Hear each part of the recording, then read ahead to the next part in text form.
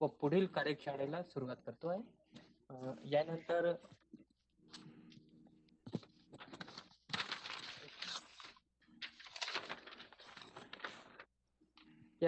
Me doctor Mangesh Mangrulkar, director FPO formation and service यांना आमंत्रित करतो की त्यांनी चांगल्या भविष्यासाठी आणि शेतकऱ्यांच्या स्थिरतेसाठी एफपीओचे काय महत्व आहे त्यावर बोलतील. Mangesh Mangrulkar sir. Hello. Mangesh Mangrulkar sir. Hello. Sir आवाज येतो आहे? हो, माझा येतोय का? हा, येतोय सर, येतो आहे. मिस्टर मंगरुळकर, मी डॉक्टर माई बोलतोय. अनिश कुमार मंगरुळकर, पहिले मी सगळ्यांचं आमच्या ॲग्रोव्हिजन तर्फे स्वागत करतो. आणि आपल्याला कल्पना आहे की आम्ही इथे विदर्भामध्ये आणि मराठवाड्यामध्ये गटशेतीचा प्रकार फार मोठ्या प्रमाणात आम्ही पॉप्युलर करण्याचा प्रयत्न केला. आता मला असं वाटतं की हळूहळू गटशेतीतून आपल्याला एफपीओ कडे यायचं आहे आणि गव्हर्नमेंट ऑफ इंडियाने याला फार मोठा बूस्ट दिलेला आहे. आणि हे आम्ही एफपीओ कसे स्थापन करायचे त्याच्यासाठी आता 10,000 एफपीओ ची मला वाटते कल्पना सरकारने ऑलरेडी दिलेली आहे. तर या सगळ्या इश्यूवर आज आपण थोडीशी 1.5 तास आपला जो आहे त्यावर आपण चर्चा करू, म्हणजे आम्हाला त्याप्रमाणे मार्गदर्शन मिळेल. आणि आम्ही ॲग्रोव्हिजन तर्फे देखील एक एफपीओ 5 एफपीओ घेण्याचं ठरवलेलं आहे. मला असं वाटतं त्याला आम्हाला मार्गदर्शन मिळेल. तर सर्वप्रथम मी मंगेश मंगरुळकर यांना विनंती करतो की त्यांनी आपलं जे काय मार्गदर्शन 20 मिनिटात करावं. त्यानंतर अनिश कुमार जे आहेत त्यांना मी विनंती करेल कि आप भी 20 मिनट में आपका मार्गदर्शन करेंगे और आखिरी में हम कुछ सवाल जवाब देंगे ताकि कुछ जो इश्यूज आते हैं जो हमारे फार्मर्स क्वेश्चन पूछते हैं वह मैं आपसे शेयर करूंगा. तो धन्यवाद बहुत बहुत मंगरुळकर जी. बीच बीच में थोड़ा सा हिंदी में भी बात करिए क्योंकि सब लोग जानते हैं. तो मैं मंगेश मंगरुळकर जी को विनंती करता हूँ कि वो आज अपना एफपीओ के बारे में हमें मार्गदर्शन करें. धन्यवाद. सर्वप्रथम धन्यवाद देतो ॲग्रोव्हिजन फाउंडेशनला की ज्यांनी मला कॉन्फरन्समध्ये बोलायची संधी दिली. माझं नाव मंगेश मंगरुळकर. माझ्या फर्मचं नाव आहे प्लुटस एफपीओ फॉर्मेशन सर्व्हिसेस.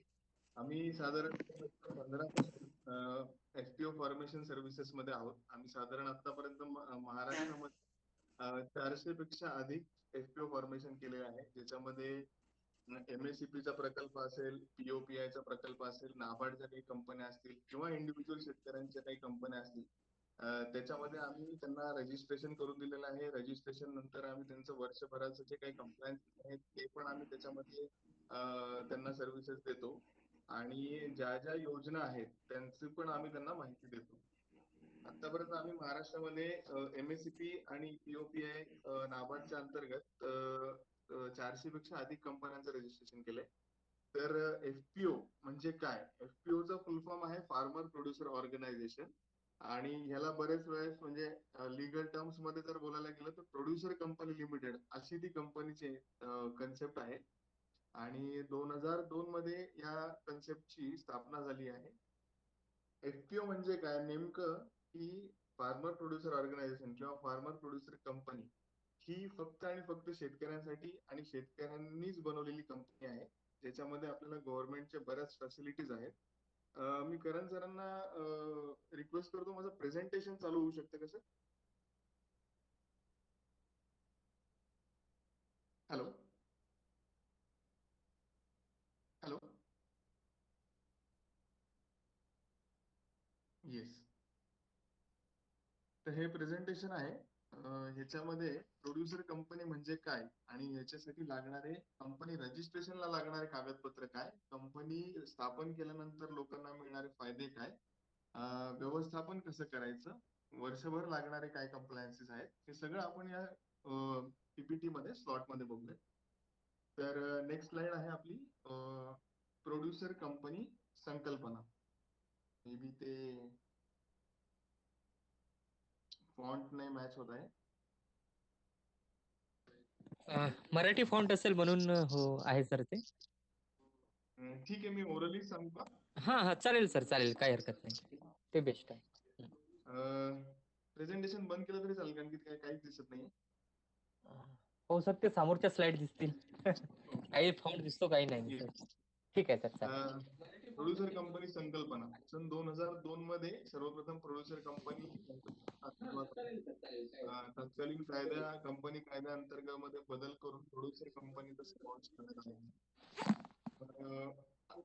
आधी सहकार क्षेत्राला फार महत्व होतं. सहकार क्षेत्रामध्ये बेसिकली प्रोड्युसर कंपनी ही जी संकल्पना आहे, या संकल्पनेचा मूळ उद्देश असा आहे की शेतकरी आहेत त्यांनी एकत्र रॉ मटेरियल परचेस करावं, एकत्र शेती करावी, एकत्रित येऊन उत्पादन घ्यावं. उत्पादन जे झालेलं आहे ते एकत्रित त्यांनी त्याच्यावर काही प्रक्रिया करावी, त्याच्यावर मार्केटिंग करावी, त्याचा सेल करावा, अशी ती कन्सेप्ट आहे. म्हणून प्रोड्युसर कंपनी फॉर्मेशन किंवा प्रोड्युसर कंपनीला आजच्या काळामध्ये एवढं महत्व आलंय. कारण की आजच्या काळामध्ये एकटा माणूस किंवा एकटा शेतकरी मोठं होणं हे फार अडचणीचं आहे, किंवा कुठलाही उद्योग एकटा चालवणं अवघड आहे.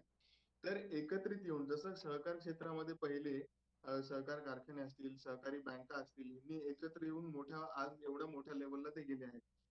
पण आतापर्यंत शेतकऱ्यांसाठी असं कुठलं नव्हतं की शेतकऱ्यांनी एकत्र येऊन एखादी कंपनी स्थापन करावी आणि त्याच्यावर आपण कुठली प्रक्रिया करावी, आपण जे उत्पादन घेतोय आणि एखाद्या कंपनीला आपण डायरेक्ट विकावं, अशी कन्सेप्ट आजपर्यंत नव्हती. MSCP ने एक मोठा प्रोजेक्ट आणला होता. त्या अंतर्गत या FPO फॉर्मेशन्स मध्ये बऱ्याच लोकांना अवेअरनेस आला की FPO फॉर्मेशन नेमकं असतं काय.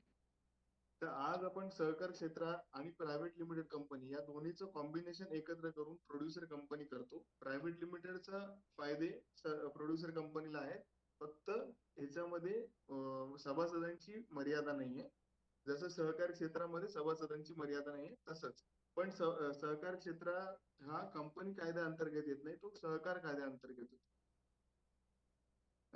त्यानंतर आहे प्रोड्युसर कंपनी म्हणजे काय. प्रोड्युसर कंपनी अशी एक संस्था आहे की ज्याच्या अंतर्गत आपण शेती, पशुपालन, कृषी, मत्स्य शेती, द्राक्ष, हस्तउद्योग, पुष्प संवर्धन किंवा तत्सम शेती व्यवसाय, म्हणजे आता प्रोड्युसर कंपनीमध्ये फक्त आणि फक्त शेती ह्याच्याशी संदर्भात नसता ऍग्रिकल्चरल अलाइड ऍक्टिव्हिटीज आपण ह्याच्यामध्ये करू शकतो. ह्याच्यामध्ये गव्हर्नमेंटने भरपूर अवेअरनेस केला आहे आणि भरपूर स्कीम्स आणलेल्या आहेत की ज्यामध्ये आपण प्रोड्युसर कंपनी केल्यानंतर फक्त शेतामधूनच आलेलं उत्पादन नाही, तर शेती हे आपलं पशुपालन असू द्या, शेळीपालन असू द्या किंवा दुग्ध उत्पादन असू द्या, या सगळ्या गोष्टींना प्रोड्युसर कंपनीच्या अंतर्गत समाविष्ट करण्यात आलेले. प्रोड्युसर कंपनी जी आहे कन्सेप्ट, ह्याच्यामध्ये आपल्याला स्टार्टिंगला कमीत कमी 10 शेतकरी लागतात. 10 शेतकऱ्यांना एकत्र घेऊन आपण कंपनीचं रजिस्ट्रेशन करायचं. कंपनीचं रजिस्ट्रेशन आपल्या कंपनी कायद्या अंतर्गत ROCच्या रजिस्ट्रार ऑफ कंपनीज आणि मिनिस्ट्री ऑफ कॉर्पोरेट अफेअर्सच्या अंतर्गत आपलं रजिस्ट्रेशन होतं. आणि एकदा रजिस्ट्रेशन झाल्यानंतर आपण त्याच्यामध्ये बाकीचे जे लोक आहेत मेंबर्स, त्यांना आपण त्याच्यामध्ये ऍड करून घेऊ शकतो. आता ह्याच्यानंतर आपण फार्मर प्रोड्युसर कंपनीला पत्र हे आपण समजून घेऊया. फार्मर प्रोड्युसर कंपनीला लागणाऱ्या कागदपत्रांमध्ये पहिलं आहे पॅन कार्ड, दुसरं आहे आधार कार्ड, तिसरं आहे लाईट बिल जिथे आपल्याला रजिस्टर्ड ऑफिसचा ऍड्रेस ठेवायचा आहे. त्यानंतर आपल्याला लागतं बँकेचं पासबुक. प्रत्येक 10 लोकांचे हे डॉक्युमेंट्स मी तुम्हाला सांगत आहे की आपल्याला कंपनी रजिस्ट्रेशन करताना या 10 लोकांचे डॉक्युमेंट्स असणं गरजेचं आहे. त्याच्यात पहिलं आहे, प्रथम परत सांगतो, PAN card, Aadhaar card, registered ऑफिसचं लाईट बिल, लेटेस्ट सेव्हिंग अकाउंटचं बँक स्टेटमेंट, प्रत्येकी 3 फोटोग्राफ आणि 7/12. बऱ्याच लोकांचा प्रश्न असतो की आमच्या वडिलांच्या नावाने 7/12 आहे, आमच्या नावाने 7/12 नाही, तर आम्ही कंपनीमध्ये शेअर होल्डर होऊ शकतो का, किंवा प्रमोटर होऊ शकतो का, किंवा डायरेक्टर होऊ शकतो का. तर याचं उत्तर मी आताच देऊ शकतो की आपण यामध्ये होऊ शकता. याच्यामध्ये फक्त आणि आपल्याला शेतकरी असल्याचा दाखला द्यायचा आहे. त्याच्यामध्ये समजा कृषी अधिकारी, तलाठी किंवा तहसीलदार या तिघांपैकी आपल्याला एखाद्याने प्रोड्युसर सर्टिफिकेट जर आपल्याला दिलं, तर आपल्याकडे 7/12 नसेल आपल्या नावाने, तरी पण आपण या कंपनीमध्ये as a director, as a share holder आपण ह्याच्यामध्ये राहू शकतात. यानंतर आपल्याला मी एक शॉर्ट कंपनीचं रजिस्ट्रेशन प्रोसिजर कशी असते आणि त्याच्यासाठी लागणारे काय काय प्रोसिजर आहे ते सांगतो. सर्वप्रथम आपल्याला एकदा डॉक्युमेंटेशन गोळा झाले की आपल्याला नंतर डीन नंबर हा काढावा लागतो. डीन नंबर म्हणजे डायरेक्टर आयडेंटिफिकेशन नंबर.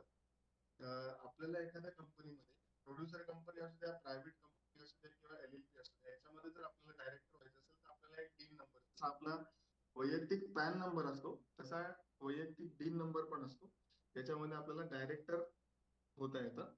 एकदा डीन नंबर निघाला तर आपण प्रोड्युसर कंपन्यामध्ये किंवा प्रायव्हेट लिमिटेड मध्ये कुठेही आपण डायरेक्टर होऊ शकता. एकदा निघालेला डीन नंबर हा आपल्यासाठी लाईफ टाईम असतो. त्यानंतरची प्रोसिजर आहे डिजिटल सिग्नेचर.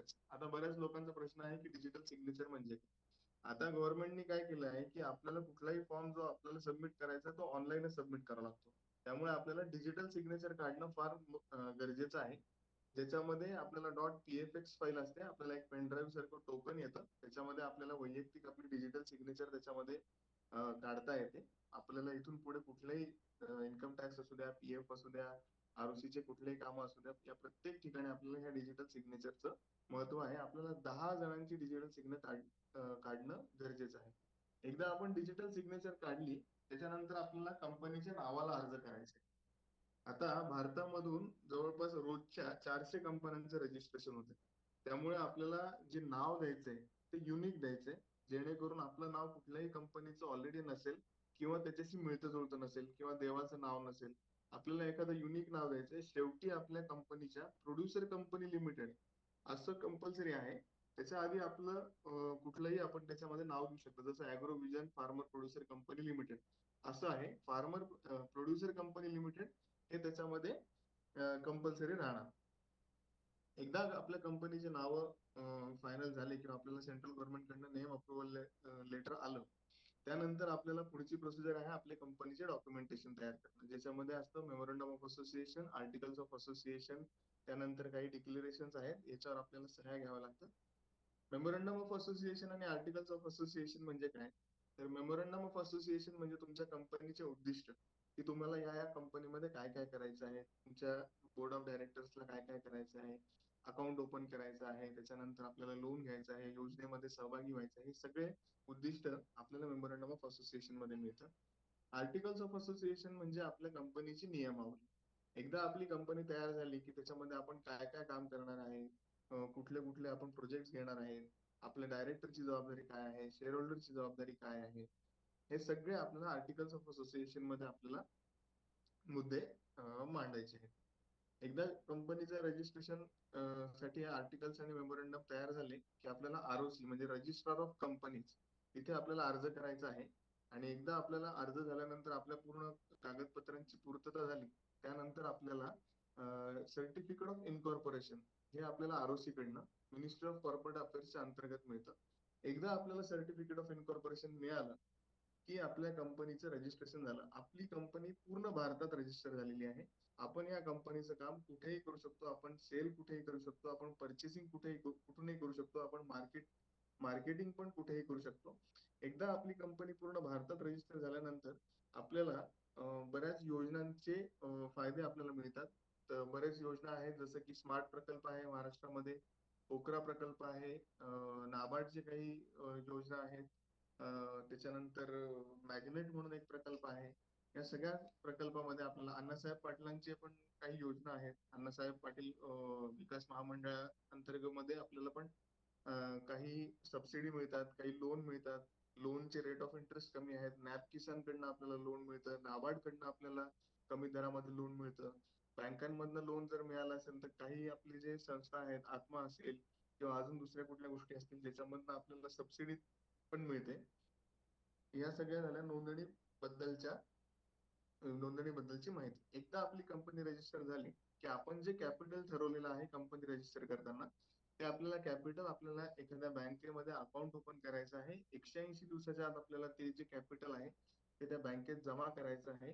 आणि त्याच्यानंतर आपल्याला कमेन्समेंट ऑफ बिझनेस असा एक फॉर्म असतो आरओसीचा, तो फाईल करायचा आहे. आणि एकदा आपण फाईल केला म्हणजे आपल्या कंपनीचं कमेन्समेंट झालं आणि याच्यानंतर आपण कंपनी चालवू शकतो, ज्याच्यामध्ये आपण सेल करू शकतो, परचेसिंग करू शकतो, लोन घेऊ शकतो. या सगळ्या गोष्टी आपण त्याच्यामध्ये करू शकतो.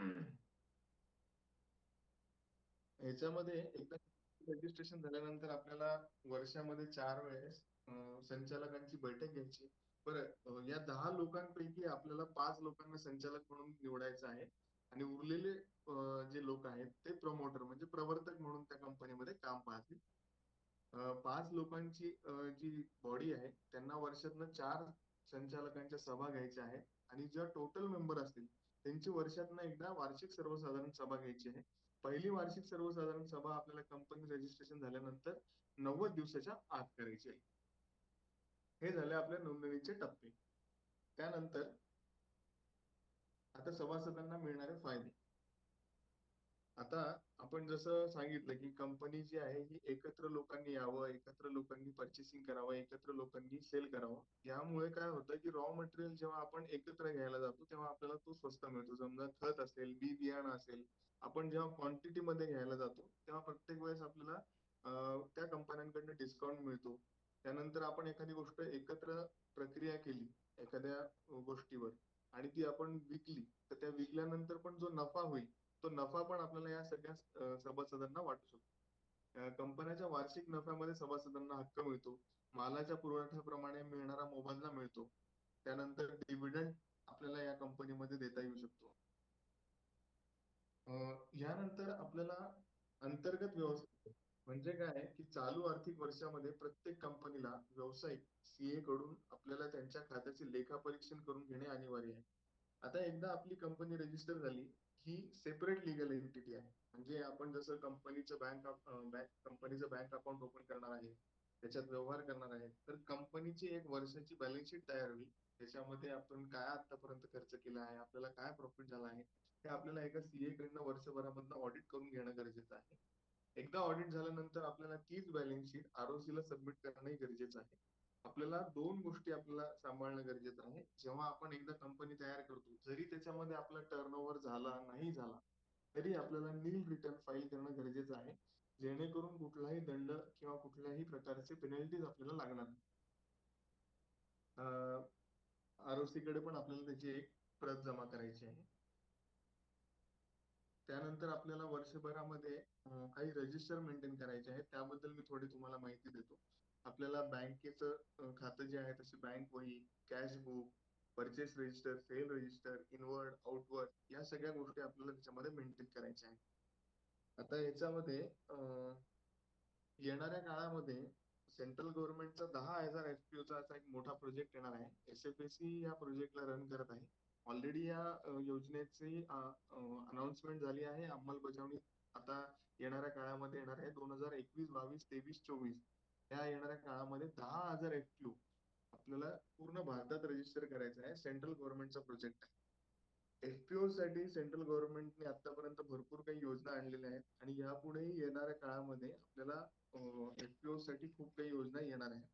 जसं की माननीय गडकरी साहेबांनी पण आपल्या इंट्रोडक्शनच्या भाषणामध्ये एफपीओ वर भर दिला आहे. त्यांनी अॅग्रोव्हिजन फाउंडेशनला आणि सर्वांना सांगितलं आहे की आपल्याला प्रत्येक गावामध्ये विदर्भातल्या प्रत्येक गावामध्ये एक एफपीओ रजिस्ट्रेशन करायचं आहे.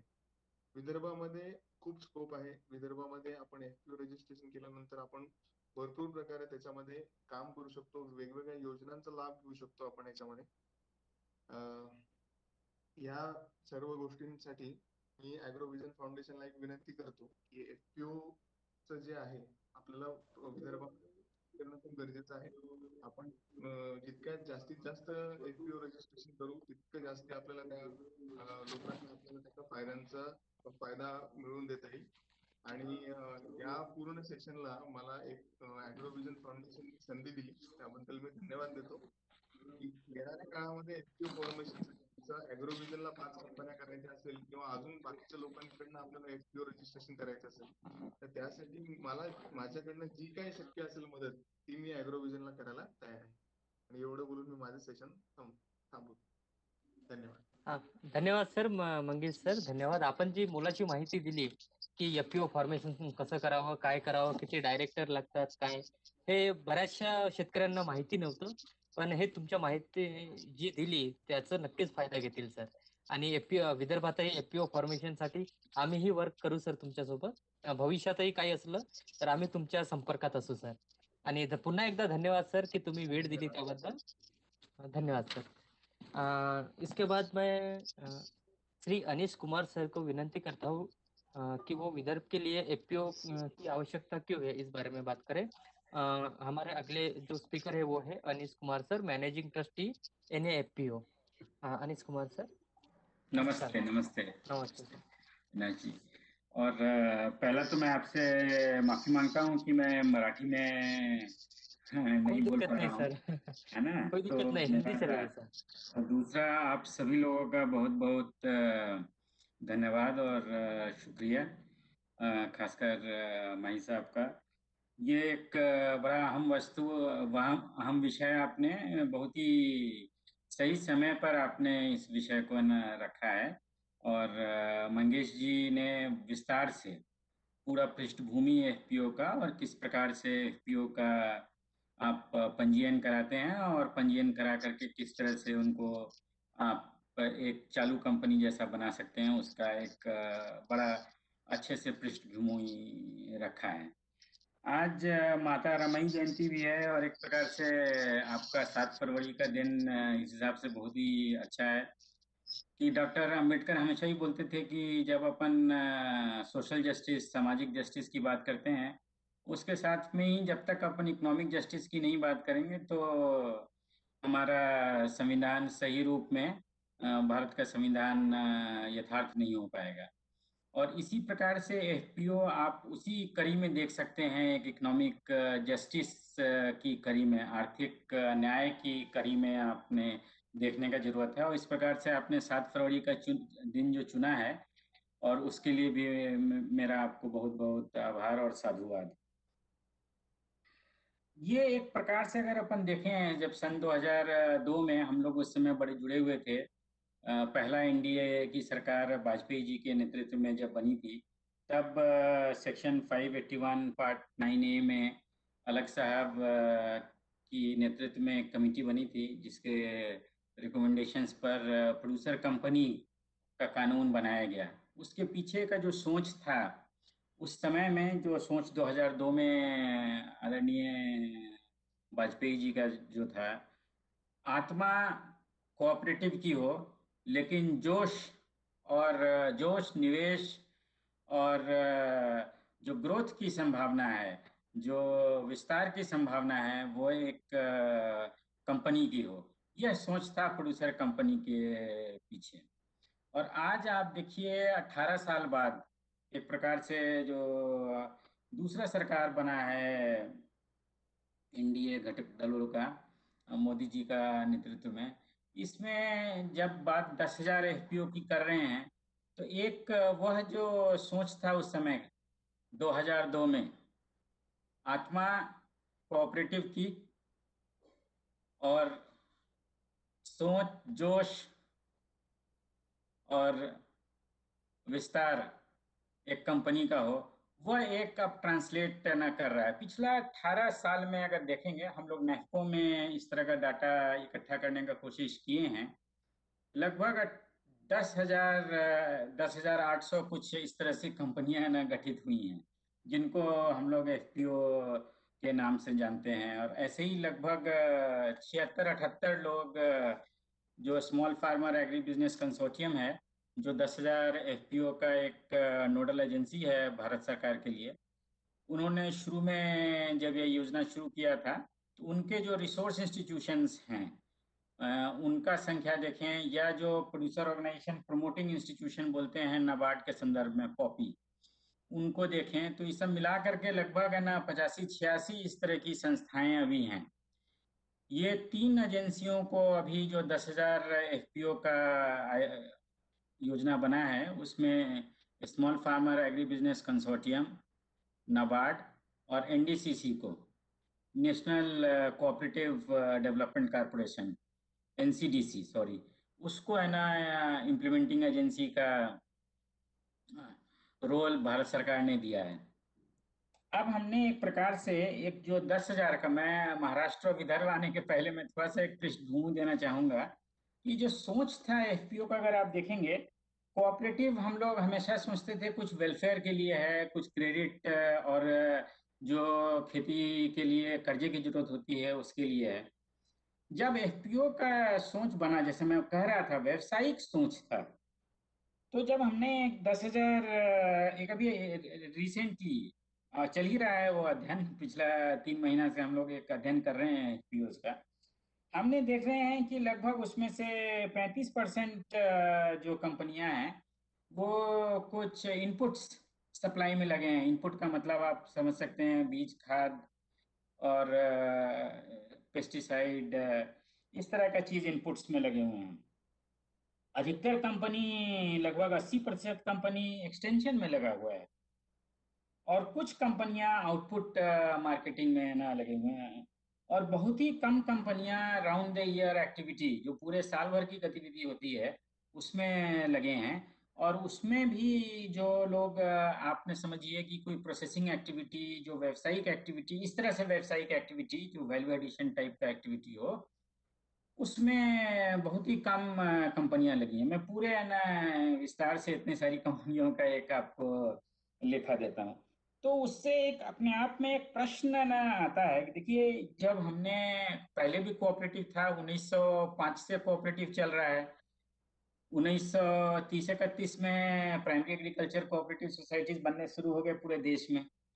50 से लेके 75 तक 25 साल आप समझिए, कोऑपरेटिव अलग अलग तरह के, best farming cooperative, joint farming cooperative, अलग अलग तरह का कोऑपरेटिव बना।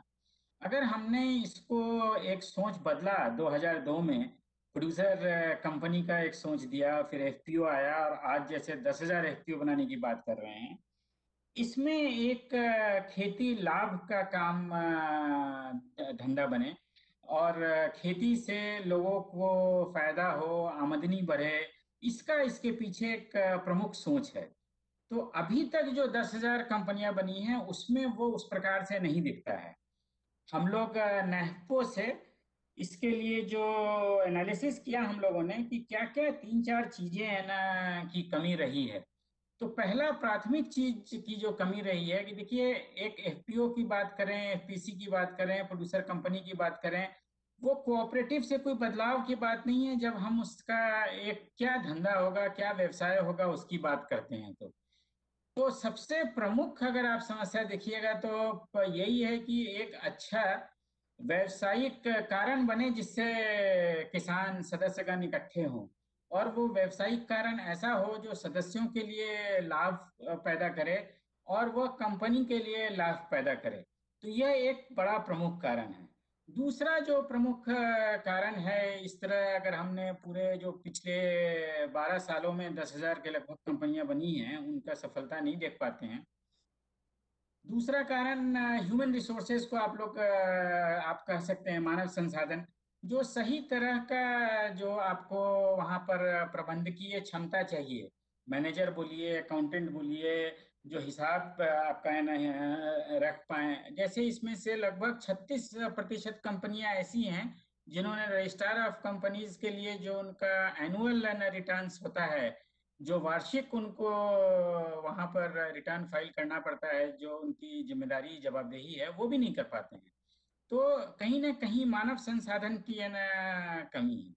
तीसरा चीज जो हम लोगों ने देखा, चूंकि यह आत्मा इसकी कोऑपरेटिव की है, तो गवर्नेंस जो बोलते हैं आप, संचालक बोलते हैं, संचालक मंडल बोलते हैं, बोर्ड ऑफ डायरेक्टर्स बोलते हैं, उसमें कहीं ना कहीं उन्होंने अपना जो आपने स्टैट्यूटरी और फिड्यूशरी जिम्मेदारी बोलते हैं, वो कहीं ना कहीं एक प्रकार से कम रहा है। यह जो 4 बिंदु जो हैं, और फाइनेंस एक कैपिटल है ना, एक बड़ा मुख्य बिंदु है ही। और ऐसी उम्मीद की जाती है कि प्रोड्यूसर कंपनी खुद ब खुद है ना पूंजी का व्यवस्था करेंगे इस तरह से व्यवसाय करने के लिए, वो भी एक मुद्दा है। इन कारणों से जो हमने एफपीओ का जो सोच रखा था, वो उस हिसाब से नहीं हो पाया है। लेकिन मैं आपको एक अपना अनुभव भी बताता हूँ, और हम लोग विदर्भा में भी ये है ना कंपनी बनाए हैं मुर्गी पालन का, और महिलाओं के साथ से चंद्रपुर में एक महिला मुर्गी पालन कंपनी बना। मैं एक दूसरी संस्था से भी जुड़ा हुआ हूँ, उसका नाम है national small holder poultry development trust, NSPDT. यह एनएसपीडीटी में लगभग 32 है ना इस तरह के एफपीओज हैं, और वो केवल महिलाओं के साथ है। लगभग 15,800-900 महिलाएं उसके साथ जुड़ी हुई हैं। मुख्य मध्य प्रदेश और झारखंड में सबसे बड़ी ये उत्पादन इकाई है। कुल मिलाकर के ये सब है ना जो एफपीओज हैं, कुल मिलाकर के लगभग 700 करोड़ का व्यवसाय करते हैं। पीछे गए साल में कोविड के कारण, और साल के अंत में आपने सुने होंगे नवंबर दिसंबर में बर्ड फ्लू का जिस तरह से मार्केट में चर्चा शुरू हुआ, उससे रेट क्रैश कर गया। फिर भी उन्होंने इस साल लगभग 700 करोड़ का वो व्यवसाय जरूर करेंगे। अच्छा, उसके पीछे जो सफलता है अगर उसको आप देखते हैं, चंद्रपुर में और गढ़चिरौली में भी उसकी कोशिश की जा रही है। एक कंपनी है ना, और केवल महिलाओं की है, मुख्यतः आदिवासी और दलित महिलाओं का ये संगठन है। मैं एनएसपीटीटी का चेयरपर्सन हूँ और हमने इसके साथ लगे बनाया। तो उसमें देखिए, जो सबसे प्रमुख चीज अगर आप बोलेंगे जो हम लोगों ने करने की कोशिश की है, इन्हीं मुद्दों को, जो मैं मुद्दा आपको बताया था कि पहला मुद्दा है कि क्या बिजनेस का लॉजिक है और क्या बिजनेस का प्लान है, बिजनेस प्लान है, उस पर हमने बहुत ध्यान केंद्रित किया। दूसरा ध्यान हमने केंद्रित किया है मानव संसाधन पर, सही तरह का मानव संसाधन ये एफपीओ को उपलब्ध हो। वह जो प्रबंधीय, जो हमारे जो चीफ एग्जीक्यूटिव ऑफिसर हैं वहाँ पर, उनको है ना वेटनेरियन है या मैनेजमेंट का डिग्री है ना प्राप्त किए हुए हैं, उस तरह का है। हर जगह अकाउंट्स के लिए व्यवस्था उस तरह से बनाई गई है कि इंटरप्राइज रिसोर्स पैकेज है, अकाउंट्स का खूब ही अच्छा सॉफ्टवेयर लगा है। तो बेस्ट जो आपको है कि देखिए, बाजार में जाकर के आपका उत्पाद बाजार में बाजार के साथ compete करता है। वहां पर तो कोई आपको ये बोल करके नहीं कि एफपीओ का उत्पाद है आपको 1 रुपया 2 रुपया ज्यादा देगा। वहां पर आपको बाजार में बड़े बड़े जो व्यावसायिक इकाई हैं उनके साथ आपको compete करना पड़ेगा, उनके साथ आपको फाइट करना पड़ेगा। तो यह मेरे हिसाब से यह एक ध्यान देने का वस्तु है। आगे जब हम लोग सोच रहे हैं किस प्रकार हमने इसको विदर्भा में या महाराष्ट्र में खड़ा करेंगे। महाराष्ट्र में मैं देख रहा था लगभग 2,500 प्रोड्यूसर कंपनी बने हैं। तो यानी कि आप समझ सकते हैं लगभग 1/3 के लगभग जो एक्टिव कंपनियां हैं महाराष्ट्र में ही। और महाराष्ट्र शुरू के समय से ही प्रोड्यूसर कंपनी बनाने लगा था और कई तरह से उन्होंने महाराष्ट्र में खासकर एक संदर्भ बनाया कि जिससे एफपीओ अच्छे से स्थापित हों। कुछ जैसे गोयल साहब जिस समय प्रिंसिपल सेक्रेटरी एग्रीकल्चर थे, उन्होंने जो योजनाएं आई, जैसे एक योजना आई public private partnership for intensive agriculture development, उसमें उन्होंने एफपीओ को जोड़ा और खासकर दलहन। और दलहन मैं इसलिए भी है ना आपको बताऊं, मध्य प्रदेश में खासकर है ना विदर्भ में, महाराष्ट्र में और है ना विदर्भ में दलहन एक प्रमुख फसल जैसा है ना आने वाले समय में आएगा। खासकर तुअर जिसको आप बोलते हैं, एक प्रमुख फसल जैसा आएगा। उन्होंने उसको उस योजना से जोड़ा, पीपीआईडी से और एफपीओ से जोड़ा। और उसका ये नतीजा हुआ कि उन्होंने एक अच्छा मार्केट लिंकेज स्थापित किया रैलिस के साथ। फिर बाद में जब उनको एमएसपी पर दलहनों का प्रोक्योरमेंट शुरू हुआ, तो महा एफपीसी जो स्टेट फेडरेशन है एफपीओ का महाराष्ट्र में, उन्होंने अपने जो अंतर्गत जो एफपीओ थे उनके साथ मिलकर के बड़े पैमाने पर इसकी खरीद की है। दूसरा मैं देखता हूं कि डायरेक्ट मार्केटिंग के लिए महाराष्ट्र में एक बहुत ही अच्छे से एक अमेंडमेंट किया गया है एक्ट में, और लगभग है ना 1,001 लाइसेंसेस दिए गए हैं डायरेक्ट मार्केटिंग के लिए, जिसमें से लगभग 400 लाइसेंस यानी कि 40% है ना फार्मा प्रोड्यूसर ऑर्गेनाइजेशन एफपीओ को मिले हैं। और उनका 2800 के लगभग 2800 करोड़ के आसपास उन्होंने धंधा किया है। फिर आपको एग्रीकल्चर प्रोड्यूस खरीदने के लिए सिंगल लाइसेंस का प्रावधान है। मैं इसलिए ये कह रहा था कि विदर्भ के संदर्भ में अगर हमने दो, जो ईस्टर्न विदर्भ है या वेस्टर्न विदर्भ है, जहां हमने दो प्रमुख फसल कॉटन का या पैडी का अगर हम बात करते हैं, इस संदर्भ में आप देखेंगे विदर्भ, चूंकि विदर्भ में भी महाराष्ट्र का ही कानून लागू होता है। महाराष्ट्र में एफपीओज को व्यावसायिक रूप से सफल होने के लिए जो जिस तरह का कानूनी एक इंफ्रास्ट्रक्चर, लीगल इंफ्रास्ट्रक्चर जो खड़ा करना था, कानूनी जो उसमें पहल करनी चाहिए थी, महाराष्ट्र देश का अग्रणी राज्य है जिन्होंने इस तरह का किया है। एपीएमसी एक्ट में ना रिफॉर्म ऑलरेडी वहां पर किया जा चुका है, फ्रूट्स एंड वेजिटेबल एपीएमसी के बाहर हैं। आप देखेंगे विदर्भ में ज्यादातर हम लोग बात करते हैं ग्रामीण क्षेत्रों की, अंडर डेवलप्ड है। लेकिन कई चीजों में हम जानते हैं, नागपुर ऑरेंज कैपिटल है भारत का, वहाँ पर फ्रूट, वेजिटेबल, कॉटन और सोयाबीन, तुअर, पैडी, इन सभी के लिए यहाँ पर एक अच्छा आप एग्रो इकोलॉजिकल कंडीशंस एग्जिस्ट करता है। दूसरा जो प्रमुख बात मैं ना कहना चाहूँगा इन इन कमोडिटीज़ के बारे में, इन कमोडिटीज़ में कमोबेश अगर कंज्यूमर जो है हमारा एंड कंज्यूमर, अगर कॉटन का, अगर हम जैसे मैंने एक कॉटन का कुर्ता पहनता हूँ, तो इसमें से लगभग है ना 17-18% ही किसान के हाथ में जाता है। रास्ते में जो चेन है और जो वैल्यू एडिशन बोलिए और आपने बोलिए अलग अलग तरह का चीज इंटरमीडिएरी जुड़ते जाते हैं, उन वो है ना अधिकतर पैसा रख लेते हैं। वहीं अगर आप है ना पैडी वैल्यू चेन की बात कीजिए, जबकि पैडी अनलाइक कॉटन, कॉटन में ना आप देखेंगे कि वैल्यू एडिशन अलग तरह से होता है, क्योंकि कॉटन कॉटन जैसा आप नहीं जो कंज्यूम नहीं होता है, टेक्सटाइल बना करके फिर उसका कंजम्पशन होता है। लेकिन पैडी केवल एक वैल्यू एडिशन केवल पैडी में होता है, राइस बना करके कंज्यूमर तक पहुंचता है। यानी कि जो लेंथ है वैल्यू चेन का पैडी में बहुत कम है। वहां पर भी आप देखेंगे लगभग 28 से 30% ही हमारे किसानों तक पहुंच पाता है, जिसको हम बोलते हैं कंज्यूमर रूपी में हिस्सा क्या किसान का है।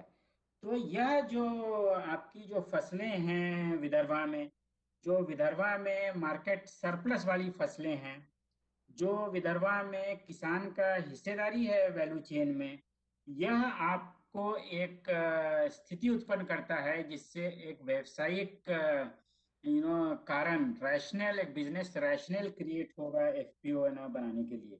जैसे कॉटन में देखिए क्वालिटी कंटामिनेशन का बहुत सारा इशू है, वैल्यू चेन में इंफॉर्मेशन एसिमेट्री का इशू है, जिसमें है ना हम लोग जिस तरह से बात करते हैं कि सिंपल है ना बाजार जाने के पहले अगर जिनिंग जिनिंग के बाद अगर स्टैंडर्डाइजेशन हो जाए फिर हमने है ना मार्केट में जाए, इसी से एक बड़ा हिस्सा वैल्यू का हिस्सा किसानों के हाथ में आ सकता है। पैडी में अगर हमने मिलिंग करके है ना बाजार के साथ संपर्क साधते हैं, तो वो एक हिस्सा हमारे पास किसानों के हाथ में आ सकता है। तो जो वैल्यू चेन में फॉरवर्ड अगर हमने ना जाना शुरू करते हैं, वह एक एफपीओ के लिए बिजनेस लॉजिक क्रिएट करेगा। और एफपीओ का सबसे प्रमुख जो सफलता का अगर आप बोलेंगे जो कारण है, वो बिजनेस लॉजिक है। और वो ऐसा बिजनेस हो जिसके लिए आपके पास ग्राहक हो, जिसमें किसानों को ज़्यादा वैल्यू चेन का हिस्सा मिलता है, तो आप सफल हो पाएंगे। जैसे उदाहरण तौर पर मैं आपको बोलूं, एक देश है हॉलैंड, दुनिया का, वो हिंदुस्तान का 1% से कम जमीन है वहां पर, और वो दुनिया का सबसे बड़ा एक्सपोर्टर है। तो आगे की जो हम एग्रीकल्चर और जो भारत सरकार ने कई तरह के स्टेप्स लिए हैं आत्मनिर्भर भारत के अंतर्गत आप बोलिए, या local for vocal vocal for local वाली बात कीजिए, या एग्रीकल्चर इन्वेस्टमेंट फंड की बात कीजिए, तो कैपिटल इंटेंसिव जो प्रोसेसिंग है व्यवस्था, प्रोडक्शन की व्यवस्था है, उसको एक इंसेंटिवाइज करने का भारत सरकार ने पिछले 1 साल में कोशिश किया है, और वो 10,000 एफपीओ के साथ साथ हुआ है। तो ये दोनों को अगर एक साथ आप देखते हैं, तो एक एफपीओ की सफल होने में पिछले 1 साल में कई तरह से सरकार की नीतियां आई हैं, सरकार के स्कीम्स आए हैं। वो स्कीम्स अलग अलग आप देख सकते हैं, मत्स्य देख सकते हैं, संपदा योजना देख सकते हैं, ऑपरेशन ग्रीन्स देख सकते हैं जो है ना मुआफी का है। इस तरह के अलग अलग स्कीम आप एक तरफ से, दूसरा विदर्भ का कंटेक्स्ट और विदर्भ की जो क्रॉप्स हैं, यही अगर 3 क्रॉप को अगर अपन पकड़ते हैं, कॉटन को, पैडी को, तुअर को, और है ना फ्रूट एंड वेजिटेबल्स खासकर है ना ऑरेंजेस को पकड़ते हैं, आपकी बहुत बड़ी संभावना है एक अच्छा बिजनेस बनाने के लिए। तो मैं जो है ना एग्रो विजन से और आप जैसे है ना साथियों से है ना जो मेरा निवेदन होगा, और ये हम नेफ्को में करने की कोशिश कर रहे हैं। एक हमने वहाँ एफपीओ इंक्यूबेशन हब जैसा बनाया है नेफ्को में, और जो एफपीओ एक अपना बिजनेस प्लान बनाने की कोशिश करते हैं उनको हम सहयोग देते हैं नेफ्को की ओर से। एक दूसरा जो आपने जो मैं बता रहा था कि एक बड़ी कमी रही है, जो पीछे 18 साल में लगभग 10,000 एफपीओ बने हैं, सक्षम मानव संसाधन की।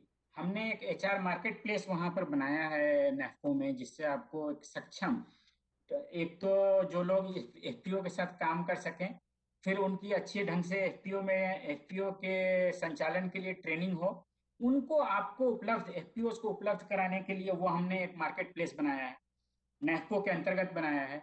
तीसरा चीज जो हम लोगों ने वहां किया है, इंस्टीट्यूट ऑफ डायरेक्टर्स के साथ मिलकर के अच्छे संचालक बनाने के लिए, देखिए संचालक अगर अच्छे नहीं होंगे तो आपको मार्गदर्शन एफपीओज में अच्छे से नहीं मिल पाएगा। उसका हमने है ना कोशिश किया है। तीसरी कोशिश, चौथी कोशिश जो हम लोगों ने की है, बिजनेस प्लान, एचआर और है ना संचालक के अलावा जो एक कोशिश की है, एक अच्छा छोटा सा एफपीओ का ईआरपी बनाने का कोशिश किया, इंटरप्राइज रिसोर्स प्लानिंग के लिए। एक जो आपने अच्छा से हिसाब किताब रख पाए और एक डिसीजन सपोर्ट आपको है ना मिल पाए एफपीओ के स्तर पर, एफपीओ के लायक है ना उसको बनाने की कोशिश की है। और ये सब हमने ना 10,000 एफपीओ के पहले कर रहे थे नैपको के संदर्भ में। अब चूंकि 10,000 एफपीओ की बात भारत सरकार करने लगी है, विदर्भ में भी उसके अंतर्गत एक माहौल बनेगा और आप लोगों का नेतृत्व में वो माहौल और अच्छे से बनेगा। अगर हमने इस तरह का एक संभावना देखते हैं पार्टनरशिप का, मिल करके विदर्भ के संदर्भ में हम लोग इस तरह का सोच बना सकते हैं 100, 150, 200 एफपीओज बनाने के लिए। महाराष्ट्र के लिए ये तीनों जो इम्प्लीमेंटिंग एजेंसीज हैं, small farmer agri business consortium, NABARD और नाफेड, एक्चुअली नाफेड भी एक इम्प्लीमेंटिंग एजेंसी, उन्होंने महाराष्ट्र के लिए इम्प्लीमेंटिंग एजेंसीज का चयन कर लिया है। हमने उनमें से जो लोग जो सीबीबीओ का चयन कर लिया है, जिसको क्लस्टर बेस्ड बिजनेस ऑर्गेनाइजेशन बोलते हैं, इनके जो भारत सरकार का गाइडलाइन है उसमें, उनके साथ मिल करके, और नैफको आपको है ना पूर्ण रूप से आपका साथ पार्टनरशिप में, भागीदारी में आपके साथ मिल करके विदर्भा में ऐसे 250-300 सफल और सक्षम और जो है ना वो आत्मा कोऑपरेटिव का और विश्वास, समझ, सूझबूझ, सोच और एनर्जी, ऊर्जा, एक कंपनी की ऐसा खड़ा करने में आपके साथ मिल करके काम करेंगे। तो अब मैं कोशिश है ना यही समाप्त, यहीं पर समाप्त करता हूँ अपना बात, और फिर से आपसे क्षमा मांगता हूँ कि मैंने ना मराठी में नहीं बोल पाया, मैं हिंदी में बोल रहा हूँ। अगर आपने इस विषय में अगर कोई चर्चा अभी करना चाहेंगे तो मैं आपका स्वागत करूंगा। धन्यवाद। धन्यवाद सर, धन्यवाद। आपने बहुत ही अच्छा मार्गदर्शन किया है फार्मर्स के लिए। अगर कुछ क्वेश्चन होते हैं तो सर ये सेशन के बाद लेते हैं सर, एंड में। ठीक है। एक सेशन के एंड में, ठीक है। अभी मैं डॉक्टर संजय पांढरे सर, संस्थापक महा एफपीओ, यांना अशी विनंती करतो की त्यांनी शेतकऱ्यांच्या चांगल्या भविष्यासाठी व स्थिरतेसाठी एफपीओ ची गरज का आहे या विषयावर ते मार्गदर्शन करतील। डॉक्टर संजय पांढरे सर, सर आवाज येतोय माझा? Hello,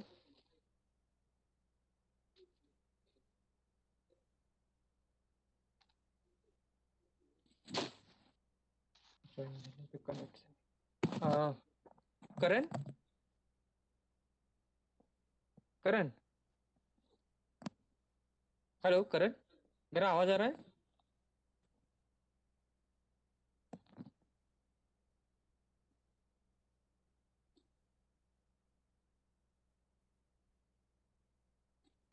hello. हेलो करण, हाँ सर। ये दिख रहे क्या यहाँ पे अपने पांढरे साहब, डॉक्टर पांढरे, संजय पांढरे? नहीं सर, ज्वाइन नहीं किया।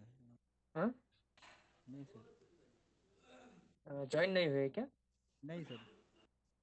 अच्छा, अ, ओके ओके, ठीक आहे। मी आजच्या कार्यक्रमाला आमचे फाउंडेशनचे डायरेक्टर म्हणून आहेत श्रीधर ठाकरे सर, हे सुद्धा या ठिकाणी उपस्थित झाले, त्यांचेही मी मनपूर्वक आभार मानतो या ठिकाणी। श्रीधर ठाकरे सर, नमस्कार सर। नमस्कार सर।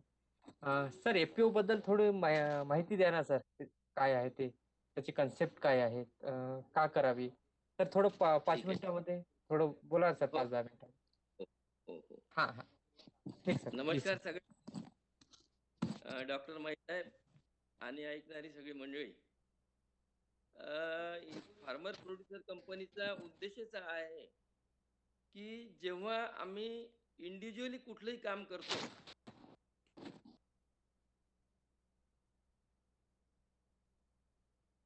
पण तेवढं काम चांगलं होतं, तर शेतकऱ्यांमध्ये हा अवेअरनेस आला पाहिजे, एकत्र होऊन काम केलं पाहिजे। कुठलंही प्रोडक्शन विकायचं आहे, कुठलंही खरेदी करायची आहे, तर साधं उदाहरण सांगतो, एक गाव आहे, 1,000 लोकांचं, 1,000 लोक वस्तीचं, 700 शेतकरी असेल, यांना इंडिव्हिज्युअली प्रत्येकाला शेतमाल विकत आणायचा असेल, फर्टिलायझर, पेस्टिसाइड, तर प्रत्येकाला इंडिव्हिज्युअल जावं लागतं शहरात।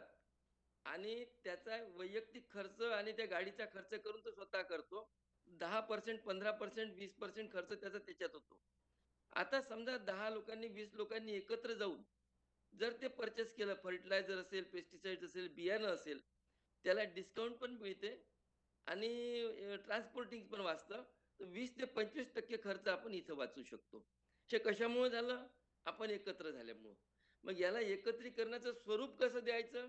तर त्याला कंपनी तयार करायची. तर गव्हर्नमेंटनं अत्यंत चांगली योजना तयार केली, फार्मर प्रोड्युसर कंपनी. आणि या निमित्तानं शेतकऱ्यांनी एकत्र येऊन मग आपण पर्चेसिंग करू ते एकत्र, विक्री करू ते पण एकत्र. यामध्ये कसं होते की आज माझ्याकडे तूर तयार झालेली आहे. एक 9 क्विंटल आहे. मला विकायचं असेल तर मार्केटमधले रेट आता ₹6,000 ₹6,500. हेच जर सगळ्यांनी मिळून एकत्र ठरवलं, एका मोठ्या कंपनीला बोलावलं आपल्याकडे आणि त्यांच्यासाठी जर निगोशिएशन केले, तर निगोशिएशनच्या एकट्या माणसाला किंमत मिळत नाही मार्केटमध्ये. पण तुमच्याकडे जर 200 क्विंटल जर तूर असेल, 200 क्विंटल जर कापूस असेल आणि तुम्ही जर तो काही दिवस रोखू शकले, थांबवू शकले, त्याच्यावर जर लोन घेऊन आपला कार्यभार चालवला आणि जेव्हा चांगले भाव येईल ते विकायचं ठरवलं, तर त्याला तुमचा 20 ते 30% पर्यंत मुनाफा जास्त मिळतो. या सगळ्या दृष्टीनं फार्मर प्रोड्युसर कंपनी पूर्वी याच्या संस्था होत्या कोऑपरेटिव्हच्या. जसं आम्ही संस्थामध्ये सहकारी संस्थामध्ये काम करतो. पण त्याच्याही पेक्षा सुटसुटीतपणा यावा आणि अत्यंत कमी त्रासात कुठलाही याच्यावर शासनाचा अंकुश असू नये, कुठल्या प्रकारचा चुकीचा अंकुश. तर असं होऊ नये म्हणून या फार्मर प्रोड्युसर कंपन्यांची एक संकल्पना गव्हर्नमेंटने काढलेली आहे आणि त्याचा फायदा पण झालेला आहे.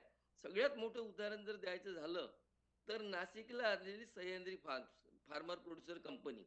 ज्या कंपनी मी जाऊन आलो त्यांच्याकडे विलासराव शिंदेकडे 2-3दा जाऊन आलो. पाहण्यासारखं काम आहे. आपण फक्त एकत्र होणं आणि सगळ्या समविचारी लोक सगळ्यांचे विचार सारखेच जुळेल असं नाही आहे. पण एकमेकाचा सल्ला घेऊन कारण की सगळ्या गोष्टी एका माणसाला समजत नाही. मला एखादी गोष्ट समजेल, दुसरी गोष्ट समजणार नाही. जेव्हा आपण 20 लोकं एकत्र येऊ, 25 लोकं एकत्र येऊ, त्यावेळेस एकमेकाचा सल्ला एकमेकाला मिळतो. त्याला कुठलं वेगळं अभ्यासाचं ज्ञान असतं, कुठलं तरी ज्ञान असतं आणि तो आपल्याला सांगतो, की आपल्याला आजचं विकणं सोयीचं होणार नाही. आपल्याला याच्यासोबत दुसरा पण हा धंदा करता येईल. आपण आपल्या गावातल्या काही लोकांचं ज्वारी, गहू जे काही होते ते पण विक्री करून देऊ. जे चांगल्या भावात देऊ आणि त्यातून आपल्याला प्रॉफिट चांगला मिळू शकेल. यामुळं काही ठिकाणच्या फार्मर प्रोड्युसर कंपन्या आमचे वरुडचे रमेशराव जिचकार आहेत, त्यांनी संत्रामध्ये फार्मर प्रोड्युसर कंपनी केलेली आहे. खूप चांगलं काम सुरू आहे. तर फार्मर प्रोड्युसर कंपनीमध्ये वेगवेगळ्या प्रकारचे लोकं काम करू शकतात. ज्याच्यात एज्युकेटेड आहे, काही शेतकरीच आहे फक्त, ज्यांना आपलं बाहेरचं काम माहीत नाही, शेताशिवाय काम करत नाही, उत्पन्न खूप चांगलं काढतात, पण विक्री करता येत नाही. त्यांना मार्केटचा कधी कमी अनुभव असतो. त्याच्यामुळं त्यांना लुबाडलं जाते मार्केटमध्ये. बरेचदा होते. म्हणजे काही जबरदस्ती होते असं नाही. पण माहीत नसते आपल्याला या गोष्टीचा भाव काय असेल, त्या गोष्टीचा भाव काय असेल. एकत्रीकरणानं फार्मर प्रोड्युसर कंपनीच्या सोबत एकत्र राहिल्यानं या सगळ्या गोष्टीपासून आपण हे राहून एकत्र राहून खरेदी पण चांगल्या दरामध्ये होऊ शकते आणि विक्री पण चांगल्या दरामध्ये होऊ शकते. जे आज आपल्याला असं म्हटलं जाते, की शेतकऱ्याला पिकवता येते पण विकता येत नाही. हे आमच्यावर मोठं एक हेच आहे. खरी गोष्ट आहे. याच्यात चुकीचं काहीच नाहीये. आपला 50% शेतकऱ्यांचा माल हा कमी भावात विकला जातो आणि नंतर त्याचे भाव कितीतरी पटीने वाढले जातात. या दृष्टीनं फार्मर प्रोड्युसर कंपनीची अत्यंत आवश्यकता आहे आणि त्याला योग्य ते मार्गदर्शन आता अश्विन कुमार साहेबांचं कुणाचं भाषण सुरू होतं. अत्यंत चांगलं मार्गदर्शन. तर आपल्याला बाहेरच्या ठिकाणाहून गाईडन्स पण घेता येईल, मार्गदर्शन घेता येईल आणि आपल्या कंपन्या अत्यंत चांगल्या रीतीने चालवता येईल. आज ही काळाची गरज आहे. योग्य रीतीने मार्गदर्शन घेऊन, योग्य रीतीने विक्री व्यवस्थापन करणं, पिकवणं आपल्याला माहीत आहे. पण विक्री व्यवस्थापन केव्हा करायचं, काय विकायचं, केव्हा कुठलं प्रोडक्शन घ्यायचं, हे महत्त्वाचं आहे. तुम्हाला प्रोडक्शन केव्हा आपलं वाढलं पाहिजे. कधी-कधी प्रत्येक गोष्टीची आम्ही कुक्कुटपालनाची संस्था चालवतो. तर आम्हाला माहीत आहे, की मार्च, एप्रिल, मेमध्ये भाव कमी राहते. त्यावेळेस आपलं प्रोडक्शन कमी कसं होईल? जेव्हा भाव जास्त राहते, त्यावेळेस आपलं प्रोडक्शन जास्त कसं होईल? तर ह्या गोष्टीचाही सुद्धा त्या कंपनीमध्ये अभ्यास केला जातो आणि त्याचा आपल्याला चांगला फायदा मिळू शकतो. मला वाटतं माझा टाईम संपलेला असेल, तर मी आपली रजा घेतो. धन्यवाद. धन्यवाद सर. धन्यवाद आणि शेतकऱ्यांचे काही प्रश्न राहतील तर आपण या सेशनच्या नंतर घेऊया सर. ठीक आहे. तर मी डॉक्टर संजय पंढारे सरांना अशी विनंती करतो की त्यांनी पुढील जे आपले विषय आहेत शेतकऱ्यांच्या चांगल्या भविष्यासाठी व स्थिरतेसाठी एफपीओची गरज का आहे या विषयावर बोलावे. डॉक्टर संजय पांढरे सर प्लीज. धन्यवाद कमलेशजी. मी ऑडिबल आहे, आवाज येतोय व्यवस्थित? हा येतो आहे सर, येतो आहे. हा, थोडासा लाईट इफेक्ट नाहीये, परंतु मी ज्या भागात आहे सध्या शिवाजी विद्यापीठात आमची बिझनेस प्लॅन वर्कशॉप चालू आहे. ओके. शेतकरी उत्पादक कंपन्यांचंच कार्यशाळा चालू आहे. तर धन्यवाद. विशेषतः जी आपली ॲग्रोव्हिजन टीम आहे त्याचे सर्व टीमचं मी धन्यवाद देतो. अशा पद्धतीचा हा कार्यक्रम आपण घेतोय. तर जो विषयानुरूप मी आधीच्या वक्त्यांचं ऐकलंय आणि या ठिकाणी आमचे mentor doctor Charudatta my sir सुद्धा आहेत. तर मी जो मागच्या 17 वर्षापासून या मुवमेंट मध्ये काम करतोय आणि स्पेशली फार्मर प्रोड्युसर कंपन्यांच्या दृष्टीने जे काम चालू आहे त्या दृष्टीने विदर्भात स्पेशल माझे अनुभव आणि पुढच्या टप्प्यासाठी काही माझे इनपुट्स काय असतील तर या दृष्टीने मी या ठिकाणी बोलणार आहे. तर मी सध्या महाएफपीओ फेडरेशन ला संचालक म्हणून काम पाहतोय आणि 2004 मध्ये ज्यावेळेस माझं पीएचडी कंप्लीट केलं त्यानंतर ग्रामसेवक, कृषी सहाय्यक, त्यानंतर ऑर्गॅनिक सर्टिफिकेशन मध्ये विशेषतः विदर्भातच काम करण्याची संधी मिळाली. 4 वर्ष इकोसर्टला सर्टिफिकेशन मॅनेजर होतो आणि नंतर एक्सपोर्ट मध्ये काम केलं, कॉटन गार्मेंट्स मध्ये एक्सपोर्ट मध्ये काम केलं, ग्रेप्स आणि डाळिंबात काम केलं आणि कतार गव्हर्नमेंट आणि सौदी अरेबिया या दोन्ही गव्हर्नमेंटला ऍडवायझर म्हणून 1 वर्ष काम केलं आणि नंतर वेगवेगळ्या पिकांच्या ट्रेडिंग मध्ये काम केलं आणि 2013 मध्ये विशेषतः IFAD international fund for agriculture development हा जो महाराष्ट्र शासनाचा एक प्रोग्राम होता केम नावाने आपल्याकडं, त्या केमला मी डिस्ट्रिक्ट मॅनेजर आणि ऍग्री बिझनेस ऍडवायझर अशा दोन्ही पदावर काम केलं. त्यामुळं अमरावती, अकोला, वाशिम, बुलढाणा आणि यवतमाळ ह्या पट्ट्यामध्ये काम करण्याची एक संधी मिळाली आणि त्या ठिकाणी शेतकरी उत्पादक कंपन्या स्थापनेमध्ये डिझाईन मध्ये काम करण्याची संधी मिळाली. त्यानंतर एमएससीपी प्रकल्पामध्ये सुद्धा मी एक टोटल 412 शेतकरी उत्पादक कंपन्या स्थापन करणं, त्यांना बिझनेस प्लॅन डेव्हलपमेंट करून देणं आणि नंतर काही कंपन्यांसाठीच एक नेटवर्किंगचं काम करणं, म्हणजे फायनान्शियल नेटवर्किंग असेल किंवा मार्केट ऍक्सेस नेटवर्किंग, त्यामध्ये काम करण्याची संधी मिळाली. एकंदरीत हा प्रवास करत असताना आणि आता ही गेले 2 वर्ष स्मार्ट प्रकल्पाची डिझाईन करत असताना विदर्भ पर्स्पेक्टिव्ह मी एवढं सांगू शकतो की शेतकरी उत्पादक कंपन्या हे एक चांगलं सोल्युशन आपल्या विदर्भासाठी असणार आहे. इव्हन एकंदरीत महाराष्ट्र आणि भारतासाठी ते तितकंच लागू आहे. कारण टोटल आपण जर आपला बेस पाहिला की मुख्य पीक पूर्व विदर्भ सोडता आपले जे क्रॉप्स आहेत हे कॉटन, सोयाबीन डॉमिनेटिंग सिस्टीम आहे. आपला टर्नओव्हर हा 25,000 पेक्षा जास्त नाही पर एकरी आणि दुसरं महत्वाचं आपलं कॉस्ट ऑफ कल्टिव्हेशन खूप जास्त आहे. 12,500 ते 13,500 रुपयापर्यंत कॉस्ट ऑफ कल्टिव्हेशन कॉटन आणि सोयाबीन दोन्हीची आहे. यील्ड आपलं सोयाबीनचं 8 क्विंटल आणि कॉटनचं 5-6 क्विंटल पेक्षा जास्त नाही. अशा परिस्थितीमध्ये आम्हाला कॉस्ट ऑफ कल्टिव्हेशन कमी करणं आणि दुसरं आमच्या शेतकरी उत्पादकांच्या मालाला चांगला भाव मिळवून देणं, या दोन्ही गोष्टी अत्यंत महत्वाच्या आहेत आणि ह्या दोन्ही गोष्टी करण्यासाठी शेतकरी उत्पादक कंपनी हा एक प्लॅटफॉर्म आमच्याकडे असणं गरजेचं आहे. आज स्थापनेच्या दृष्टीने पाहिलं तर 5 डायरेक्टर आणि 5 मेंबर एकत्र येऊन शेतकरी उत्पादक कंपनी स्थापन करू शकतात. 10 व्यक्तींमध्ये सुद्धा शेतकरी उत्पादक कंपनीची सुरुवात होऊ शकते. एक महाएफपीओच्या माध्यमातून आम्ही जवळजवळ 900 कंपन्या स्थापन केल्या आणि या 900 कंपन्यातून आम्हाला असं लक्षात आलं की ह्या कंपन्या होत असताना जर खूप मिक्स पॉप्युलेशन आम्ही जर घेतली, होमोजिनिटी ठेवली नाही आणि डायरेक्टर मंडळी जर खूप वेगवेगळ्या जर घेतल्या तर जे ग्रुप डायनेमिक्स असतं ते ग्रुप डायनेमिक्स व्यवस्थित काम करत नाही आणि शेतकऱ्यांमध्ये विवाद होतात आणि शेतकरी उत्पादक कंपन्या पुढे जात नाही. म्हणजे आजही महाराष्ट्रात 4,000 शेतकरी उत्पादक कंपन्या झालेल्या आहेत आणि ज्यावेळेस आम्ही सक्सेस रोड मेजर केला, पूर्ण सर्व महाराष्ट्रातील शेतकरी उत्पादक कंपन्यांचं आम्ही त्या ठिकाणच्या ब्लॉक टेक्नॉलॉजी मॅनेजर्स बरोबर काम करून अनालिसिस केलं. मागच्या डिसेंबर पर्यंत अहवाल आलाय सर, फक्त 247 कंपन्या काम करत आहेत.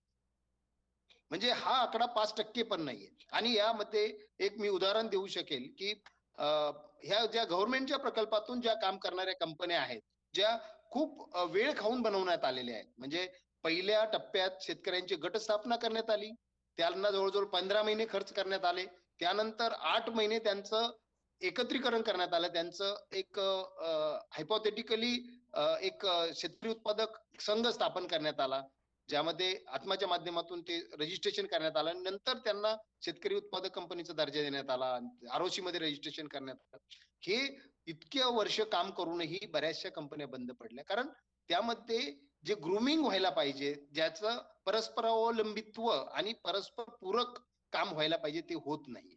तर ते होण्यासाठीचा तेवढा वेळ देणं गरजेचं आहे आणि त्याची डिझाईन फॉल्ट कमी करणं गरजेचं आहे. त्यातला सर्वात महत्वाचा मुद्दा असा राहील की ते जे शेतकरी पहिले 5 डायरेक्टर आणि 5 मेंबर आहेत, त्यांना त्याचं महत्व कळणं गरजेचं आहे. एकत्रित येण्याचे फायदे करणं गरजेचं आहे आणि त्यांनी ते तशा पद्धतीने ग्रूमिंग करणं गरजेचं आहे. आज आपल्याकडे असं झालं की बऱ्याच शेतकरी उत्पादक कंपन्यांचे बिझनेस प्लॅन नव्हते. नक्की आम्हाला एकत्र येऊन करायचं काय हे बरंच माहित नाही. म्हणजे बऱ्याच वेळा असं झालंय की आमच्याकडं विदर्भातही, स्पेशली मी अमरावती जिल्ह्याचा प्रकल्प प्रमुख म्हणून काम केलं म्हणून सांगतो की हुंडा मिळतोय म्हणून लग्न झालंय, अशी परिस्थिती खूप ठिकाणी झाली. आणि सरकारी योजना आली आणि कंपन्या तयार झाल्या. फक्त 5 लाख रुपये आम्हाला गोळा करायचे होते आणि आम्हाला 20 लाखाचं काहीतरी मदत मिळणार होती म्हणून कंपन्या तयार झाल्या. आणि त्या कंपन्या आज आम्ही एकही दाखवायला, शो करायला सुद्धा आमच्याकडं कंपनी राहिली नाही. तर मला याच्यातलं सिंहावलोकनातून असं जाणवेल आपल्याला सर्वांना सांगायचं की ह्या कंपन्या तयार होत असताना खूप स्ट्रॅटेजिकली आपण पाहणं गरजेचं आहे. आणि ह्या स्ट्रॅटेजी म्हणजे अशीच असली पाहिजे की आम्ही शेतकरी उत्पादक कंपन्यांनी स्वतःचा बिझनेस प्लॅन प्रथम तयार करावा आणि नंतर कोणता बिझनेस प्लॅन करतोय त्याच्यामध्ये कुठेही जमीन विकत घेतली जाऊ नये, कुठेही लगेच बँक लोन कडे न जाता स्ट्रॅटेजिकली त्यांना त्यांचा बिझनेस हा सस्टेनेबिलिटी कसा नेता येईल या दृष्टीने प्रयत्न व्हायला पाहिजे.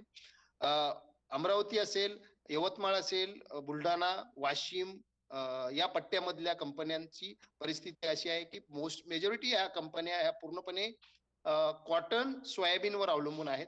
विदर्भातल्या अमरावती आणि काही पट्टा नागपूरचा, त्या ठिकाणी संत्र्याचा प्रोजेक्ट चालू आहे. त्या ठिकाणी आम्ही जवळजवळ 4 वर्ष काम करूनही आम्हाला सस्टेनेबल संत्र्याची कंपनी उभी करता आली नाही. आता सरांनी उल्लेख केला जिचकार साहेबांचा, त्यांचंच थोडस काहीतरी काम चालू आहे. तर मला असं वाटतं की यांच्याकडं आम्ही खूप बिझनेस प्लॅन, त्यांचे बिझनेस प्लॅन हे खूप चांगल्या पद्धतीने डेव्हलप करणे गरजेचं आहे. पार्टिसिपेटरी बिझनेस प्लॅन तयार करणं गरजेचं आहे. आणि ते बिझनेस प्लॅन जर आम्ही तयार करू शकलो तर निश्चितच आता आपल्याला चांगल्या शेतकरी उत्पादक कंपन्या तयार करता येईल. पश्चिम महाराष्ट्रामध्ये बरेचसे शेतकरी उत्पादक कंपन्या, आता सह्याद्रीचा उल्लेख झाला, ह्या 100 शेतकऱ्यांवर सुद्धा सक्सेसफुल होऊ शकतील, कारण त्यांचा टर्नओव्हर मोठा आहे. एका पिकाचा द्राक्षाचा टर्नओव्हर हा जवळजवळ 5 ते 6 लाखांपर्यंत जातोय. जवळजवळ 12 टन ते ऍव्हरेज घेतात, 12 ते 15 टन. सांगलीमध्ये 18 टन 20 टनापर्यंत ऍव्हरेज घेतात आणि ऍव्हरेज प्राइस लिटरली 50 रुपये किलो घेतात. आमच्याकडे ती परिस्थिती कॉटन सोयाबीन मध्ये नाहीये. आमचा टर्नओव्हर एकरी फक्त 25,000 असल्यामुळं आणि खर्चही जवळजवळ 50% असल्यामुळं आम्हाला तशी पद्धतीची झेप घेणं अवघड आहे.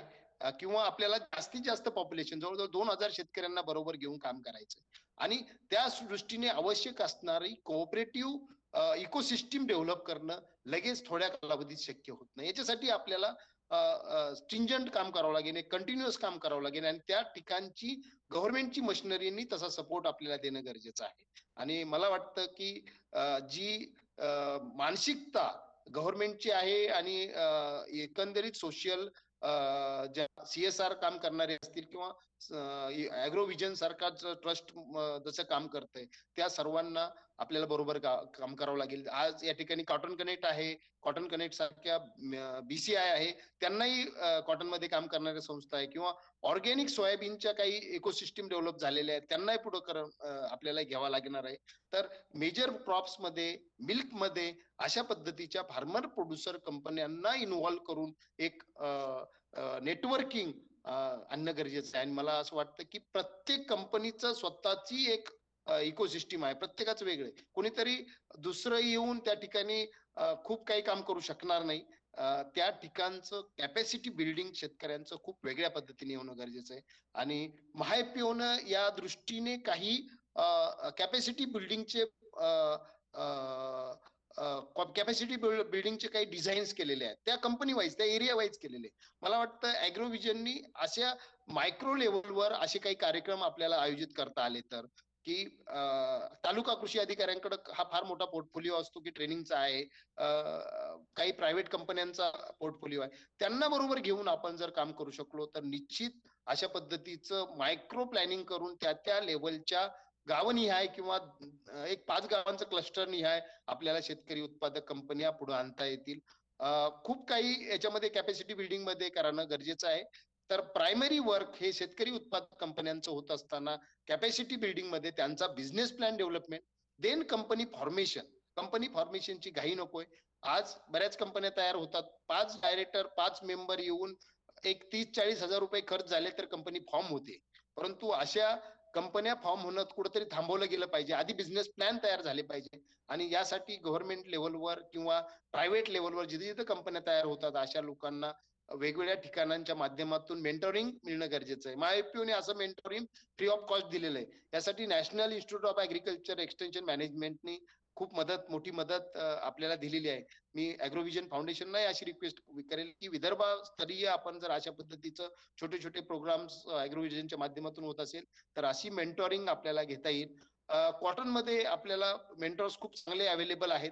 मार्केटिंगच्या दृष्टीने काही अशा संस्थात्मक संरचना पुढे येत असतील, काही प्रायमरी लेवलवर प्रोसेसिंग आपल्याला करता येत असेल तर खूप मोठं काम या ठिकाणी होईल. आज गव्हर्नमेंटच्या लेवलवर खूप काही प्रोग्राम्स आहेत. पोखरा सारखी योजना चालू आहे. या ठिकाणी मला वाटतं की मी डिटेल काही घेणार नाही. आपण गेलेत नेटवर गेलं तर पोखराची सगळी डिझाईन आपल्याला शेतकरी उत्पादक कंपन्यांसाठी येईल. स्मार्टचा सगळा प्रोजेक्ट आहे आपल्याकडे आहे. पण कॉटन आणि सोयाबीन मध्ये असे काही प्रोजेक्ट आम्ही करू शकतो का?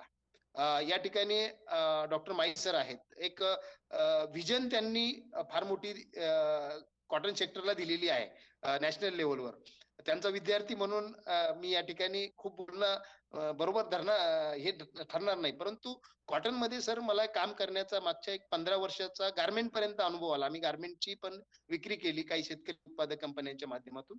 तर असा एक अनुभव आहे की आम्ही जे कॉटन आज विकतोय, आज कॉटन विकत असताना आम्ही पूर्णपणे शेतकरी कॉटन विकून टाकतोय. तर त्याऐवजी थोडस हायर लेवलवर आपण जर जाऊ शकलो, आपण जर कॉटन बेल्स विकू शकलो, आणि त्यासाठीची जी एक मानसिकता आहे की काही ठिकाणी आम्हाला जिनिंग भाड्याने घ्यावे लागतील शेतकरी संघांना, शेतकरी कंपन्यांना, शेतकरी गटांना.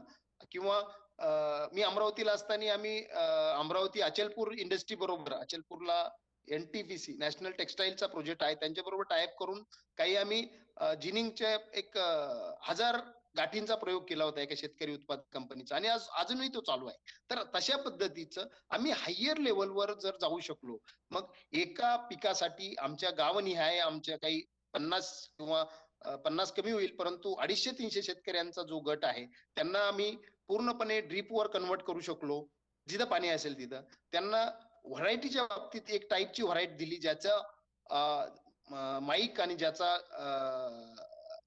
लेंथ, ज्याचा आम्ही ज्याच्या क्वालिटी मॅनेजमेंट, ज्याच्या क्वालिटी कंट्रोल आपण करू शकतो, असा आम्ही स्टेपल लेंथच्या व्हरायटी आम्ही सप्लाय करू शकलो. आणि ते जर प्रोडक्शन आम्ही जर व्यवस्थितपणे चांगल्या पद्धतीने क्वालिटी कंट्रोल जर करून आम्ही एकत्रित तिथे आणलं, आणि या ठिकाणी आम्ही कॉस्ट ऑफ कल्टिवेशन कमी केली, आणि असं जिनिंग झालेला कापूस वेगवेगळ्या वेचण्या वेगवेगळ्या करून आम्ही जर त्याच्या बेल्स चांगल्या पद्धतीने बांधू शकलो आणि त्या बेल्स त्यावेळेस विकू शकलो, अशा पद्धतीचे युनिट्स जर आपण डेव्हलप केले तर मला वाटतं कॉस्ट ऑफ कल्टिवेशन कमी करणं, आणि दुसरा जो माल तयार झालाय त्या मालाला एक चांगली मार्केटिंग प्राइस उपलब्ध करून देणं, आणि त्याला कॉमन एक प्लॅटफॉर्म देणं. याच्यासाठी महाराष्ट्र राज्य कॉटन फेडरेशन जे आहे त्यांनी एक स्मार्ट कॉटनचा प्रोजेक्ट डिझाईन केलेला आहे. हा स्मार्ट कॉटनचा जो कन्सेप्च्युअल प्रोजेक्ट आहे, मला एक चांगली संधी मिळाली की त्यांच्याबरोबर काम करण्याची संधी मिळाली 2 वर्ष एक स्मार्ट कॉटन डिझाईन होत असताना. तर याचं एक स्वरूप आपल्या शेतकरी उत्पादक कंपन्यांनी प्राथमिक लेवलवर आता तो प्रोजेक्ट पण चालू झालेला आहे, स्मार्टची ऍड पण आलेली आहे आणि अशा काही कंपन्यांनी तो प्रायोगिक तत्वावर पहिल्या टप्प्यात जर घेतला तर निश्चितपणे आपल्या कॉटन एरियाला एक लागलेलं एक म्हणजे कमी रेट मिळणं किंवा क्वालिटीचं इश्यूज आहेत ते कमी होण्यामध्ये त्या स्मार्ट कॉटन आणि काही शेतकरी उत्पादक कंपन्यांनी पुढे चांगली भूमिका आपल्याला देता येईल. त्याचबरोबर बऱ्याचशा काही संस्थात्मक यंत्रणा आहेत. कॉटन कनेक्टने बीसीआय मध्ये मला सुद्धा काम करण्याची संधी मिळाली. बीसीआय हे कॉटन कनेक्ट आहे. तर या कंपन्या 2010 पासून काम करायला लागल्या, पण 2005 मध्ये आम्ही ऑर्गॅनिक कॉटनचे अकोला मॉडेल एक चेतना बरोबर काम केलं होतं. तर आता हे कुठंतरी एकत्रित आणण्याची गरज आहे. म्हणजे चेतनाचं ऑर्गॅनिक एक्सपेरिमेंट असेल, अरविंद मिलचा जो सक्सेस झाला नाही, परंतु आता कॉटन कनेक्ट करतंय किंवा बीसीआय करतंय, तर त्यांचे प्रयोग, गव्हर्नमेंटचे इनिशिएटिव्ह, त्या ठिकाणी लोकांची कॅपॅसिटी बिल्डिंग त्या दृष्टीने अशा पद्धतीचं एक एकत्रित कन्व्हर्जन्स अप्रोच जर आम्ही घेतला तर निश्चितपणे शेतकरी उत्पादक कंपन्यांना आम्ही सस्टेनेबिलिटीकडे नेऊ शकू. शेतकरी उत्पादक कंपन्यांचे बरेचसे विषय आहेत. म्हणजे कॅपॅसिटी बिल्डिंग हा एक पार्ट झाला. बँक लिंकेज, प्रथमतः पहिल्या टप्प्यावर कोणत्याही शेतकरी उत्पादक कंपनींनी बँक फायनान्सकडे न जाता दुसरे रिसोर्सेस सोडणं. कारण विदर्भामध्ये जिल्हा प्रकल्प अधिकारी म्हणून काम करत असताना एक अनुभव आला की बऱ्याच लोकांचे सातबाऱ्यावर बोजे आहेत. बऱ्याच जे गव्हर्नमेंटचं, म्हणजे मी कंपॅरेटिव्ह सांगतो, मी पश्चिम महाराष्ट्रातही काम केलं, परंतु त्या ठिकाणी बँकवर एवढं कर्ज नाहीये. तर आता द्राक्षवाल्यांचे खूप वाढलेत, परंतु आपल्याला अशा पद्धतीने काही काम करता येईल की बँक बोजा न वाढवता त्या ठिकाणी जिनिंग बरोबर टायअप करून नवीन जिनिंग न टाकता, कारण आज 700 जिनिंग पैकी मला वाटतं इफेक्टिव्हली 500 नीट चालत नाही आपल्या, मग कशाला नवीन जिनिंग टाकायचं. कोणत्याही स्तरावर नवीन इन्फ्रास्ट्रक्चर न डेव्हलप करता आहे त्या रिसोर्सेसचा वापर करून फक्त सायकोलॉजिकली आणि थोडस काही गोष्टींमध्ये क्वालिटीवर काम करून आम्ही आमच्या प्रोडक्टला एक चांगली ओळख तयार करून देऊ शकतो का. कॉटन कमोडिटी खूप लॉंग चेन कमोडिटी आहे, त्यामुळे लगेचच आपल्याला पुढच्या टप्प्यावर न जाता प्रायमरी लेवलवर आम्ही जिनिंग लेवलवर जरी काम करायला सुरुवात केली, आमचा ब्रँड तयार करू शकलो, जिल्हास्तरीय असेल, राज्यस्तरीय असेल, तालुकास्तरीय असे ब्रँडिंग आम्हाला करता येऊ शकते का, अशा पद्धतीचे काही प्रयोग करता येईल. सोयाबीन मध्ये आम्ही काही प्रमाणात ऑर्गॅनिक सोयाबीन किंवा रेसिड्यू फ्री सोयाबीन बद्दल काम केलं होतं. भारतामध्ये आज बऱ्यापैकी सोयाबीन हे नॉन जीएमओ सोयाबीन आहे. बऱ्यापैकी म्हणतोय म्हणजे 100% नॉन जीएमओ आहे असं मी खात्रीद्वारे आपण म्हणू शकतोय. अशा नॉन जीएमओ सोयाबीनचं इंटरनॅशनल मार्केट खूप चांगलं आहे. आमची डीओसी खूप चांगल्या पद्धतीने जाते. मी स्वतःही ऑर्गॅनिक डीओसी वर ट्रेड करतोय. वैयक्तिकरित्या कृषी सेवा शेतकरी उत्पादक कंपनीच्या माध्यमातून माझा आताही ऑर्गॅनिक डीओसीचा ट्रेड चालू आहे. जी डीओसी आपली जनरल मीटिंग मधून जाते तिच्यापेक्षा आम्हाला 3 ते 8% जास्त प्राइसिंग भेटतंय. त्याच पद्धतीने जर आम्ही कॉमन जर काम केलं, आज शेतकरी उत्पादक कंपन्यांनी या क्षेत्रामध्ये येण्याची फार मोठी गरज आहे. आज आपण 12-2-2 ने जो सोयाबीन विकतोय, तोच सोयाबीन जर आम्ही एकत्रितपणे शेतकरी उत्पादक कंपन्यांनी एक 500 शेतकरी उत्पादक कंपन्यांचा जर सोयाबीन आमचा एकत्रित येत असेल आणि तो मोठ्या मिल मालकांना जर जात असेल, तर त्या ठिकाणी सुद्धा आम्ही 50 रुपयापासून तर 150 रुपयापर्यंत पर क्विंटल इन्क्रीज आणू शकतो. त्यामध्ये क्वालिटी इम्प्रुव्हमेंट करू शकतो. पूर्ण व्हॅल्यू चेन मध्ये जर आम्ही सोयाबीनचा विचार केला तर सीडचा एक आमच्याकडं बऱ्यापैकी मोठं सीड आम्ही मातीत टाकतोय. मी आज सातारा जिल्ह्यामध्ये पाटण तालुक्यामध्ये 8 किलो मध्ये एकरी 8 किलोच्या सोयाबीनवर सीडवर सोयाबीन लावणारे शेतकरी पाहिले आणि 50 किलो सुद्धा सोयाबीन सीड लावणारे शेतकरी पाहतोय. आमचं जर 30-35 किलो आम्ही मातीतच घालणार असू तर आम्हाला याच्यावर विचार करणं गरजेचं आहे. प्रोटेक्टिव्ह इरिगेशनवर खूप गरज आहे सोयाबीन मध्ये काम करण्याची. शेतकरी उत्पादक कंपन्यांनी पोखराच्या माध्यमातून त्याच्यात काम करणं गरजेचं आहे. या ठिकाणी सोयाबीन मध्ये कॉस्ट ऑफ कल्टिवेशन खूप मोठ्या प्रमाणात कमी करता येईल. सीड मध्ये पॅलेटिंग वगैरे खूप काही एक्सपेरिमेंट आपल्याकडे येणं गरजेचं आहे आणि त्या दृष्टीने टोटल व्हॅल्यू चेन मध्ये आम्हाला काम करणं गरजेचं आहे. प्रोटेक्टिव्ह कल्टिवेशन, प्रोटेक्टिव्ह इरिगेशन नसल्यामुळं आमच्याकडे आम्ही 2.5-3 किलोचाही ऍव्हरेज काढलेला आहे. 2.5-3 क्विंटलचा उतार आम्हाला दिसतोय. मला वाटतं की जे 37व्या दिवसापासून एक 50व्या दिवसापर्यंत एक फ्लॉवरिंगच्या काळात आम्हाला प्रोटेक्टिव्ह इरिगेशनचे स्प्रिंकलर शेट वगैरे हे सर्व आपल्या शेतकरी उत्पादक कंपनीच्या माध्यमातून त्या ठिकाणी मिळाले. लागवडीमध्ये आम्ही कस्टम हायरिंग आणलं तर खूप चांगल्या पद्धतीचे बदल सोयाबीन मध्ये सुद्धा आम्हाला करता येतील आणि या ठिकाणी एक मोठं नेटवर्किंग उभं आणि त्यासाठी एक सामाजिक चळवळ म्हणून या शेतकरी उत्पादक कंपनीकडे पाहावं असं मला वाटतं. जी मध्येच कस्टम हायरिंगचा मुद्दा मांडला. आज विदर्भात दाखवण्यासाठी सुद्धा आम्हाला कस्टम हायरिंग सेंटर नाहीये. ही एक शोकांतिका आहे. कस्टम हायरिंग सेंटरचा खूप चांगल्या पद्धतीने उपयोग आपल्याला करता येऊ शकतो. खूप चांगली योजना आहे, ती वापरता येत नाही आणि त्यासाठी ओपिनियन लीडर डेव्हलप झाले नाही. तर या ठिकाणी जी आपली विदर्भातली ताकद आहे त्या ताकदीतून आम्ही काही मेंटरिंग करून काही ओपिनियन लीडर डेव्हलप करू शकलो आणि त्या ओपिनियन लीडरच्या माध्यमातून जर कस्टम हायरिंग सेंटर जर चालू केले तर सोयाबीन मध्ये हे खूप मोठ्या प्रमाणात आपल्याला कस्टम हायरिंग सेंटरचं काम उभं करता येईल. खूप काही योजना त्यासाठी आहेत, फंड आहेत, परंतु ते वापरण्यासाठीच सोशियल इन्फ्रास्ट्रक्चर आपल्याकडे कमी आहे हे मान्यच करावं लागेल. थोडक्यात एक सांगू शकेल की अमरावती विभागात काम करत असताना बऱ्याच शेतकरी उत्पादक कंपन्या फॉर्म करण्याची संधी मला मिळाली, परंतु ज्यावेळेस 2018 मध्ये आम्हाला एक सक्सेसफुल शेतकरी उत्पादक कंपनी एका मिशनला दाखवायची होते, वर्ल्ड बँक मिशन असेल किंवा, तर त्यासाठी आम्हाला शोधाव्या लागल्या कंपन्या. तर ह्या मानसिकतेचाही आम्हाला विचार करावा लागेल की आपल्याला एकत्रित काम करत असताना खूप लॉंग टर्म जाण्याची गरज आहे आणि ते लॉंग टर्म हे बदल शेतकरी उत्पादक कंपनीचे बदल वर्षात 1.5 वर्षात शक्य नाही. आपल्याकडे इम्पॅक्टची खूप घाई केली जाते, लगेच मला त्याचे रिझल्ट पाहिजे असतात किंवा कोणत्याही सरकारी यंत्रणेला पाहिजे असतात. हा शेतकरी उत्पादक कंपनी हा मानसिकतेतला बदल आहे. हा क्रॉप यील्ड किंवा प्रॉफिटेबिलिटीशी लगेच त्याला त्याच्या अनालिटिकल याच्यावर घासण्याची लगेच गरज नाही. आपल्याला ती मानसिकता घडवायची आणि मला वाटतं ही मानसिकता घडवण्यासाठीची जी कॅपॅसिटी बिल्डिंग मुवमेंट आहे, ती फायनान्शियल इन्क्लुजनची मुवमेंट आहे, मार्केट लिंकेजची मुवमेंट आहे, हे एकंदरीत आम्हाला एकत्रितरित्या काम करावं लागणार आहे. आयटी आणि ह्या शेतकरी उत्पादक कंपन्या म्हणजे आयटी म्हणजे मी असं म्हणेल की आम्हाला ह्या शेतकरी उत्पादक कंपन्यांना आयटीचा वापर करून घेणं गरजेचं आहे. आज कोणाकडे काय लागवड झालेली आहे याचं कुठंच काही आमच्याकडे ताळेबंद नाही. ज्या CSR मध्ये काम करणाऱ्या किंवा सोशल सेक्टरमध्ये काम करणाऱ्या संस्था आहेत त्यांना पुन्हा एकदा आव्हान असेल की आज आपल्याकडे बऱ्याच लेवलवर आपण आजही एका आयटी रिलेटेड कॉम्पोनंटनी फार चांगले जोडले जातोय. गावनिहाय आपल्याला जोडता येईल, ग्रामसेवक निहाय जोडता येईल, कृषी सहाय्यक निहाय जोडता येईल आणि शेतकरी निहाय आपल्याला जोडता येईल. कोणी किती लागवड केलेली आहे, कोणाचा कधी लागवडीचा दिनांक आहे, कधी त्याच्यावर कोणती प्रॅक्टिस होते, हार्वेस्टिंग कधी होते. TCS बरोबर आम्ही हा प्रयोग केला. वरुडमध्ये मला वाटतं आपण यांच्या बरोबरच होतो.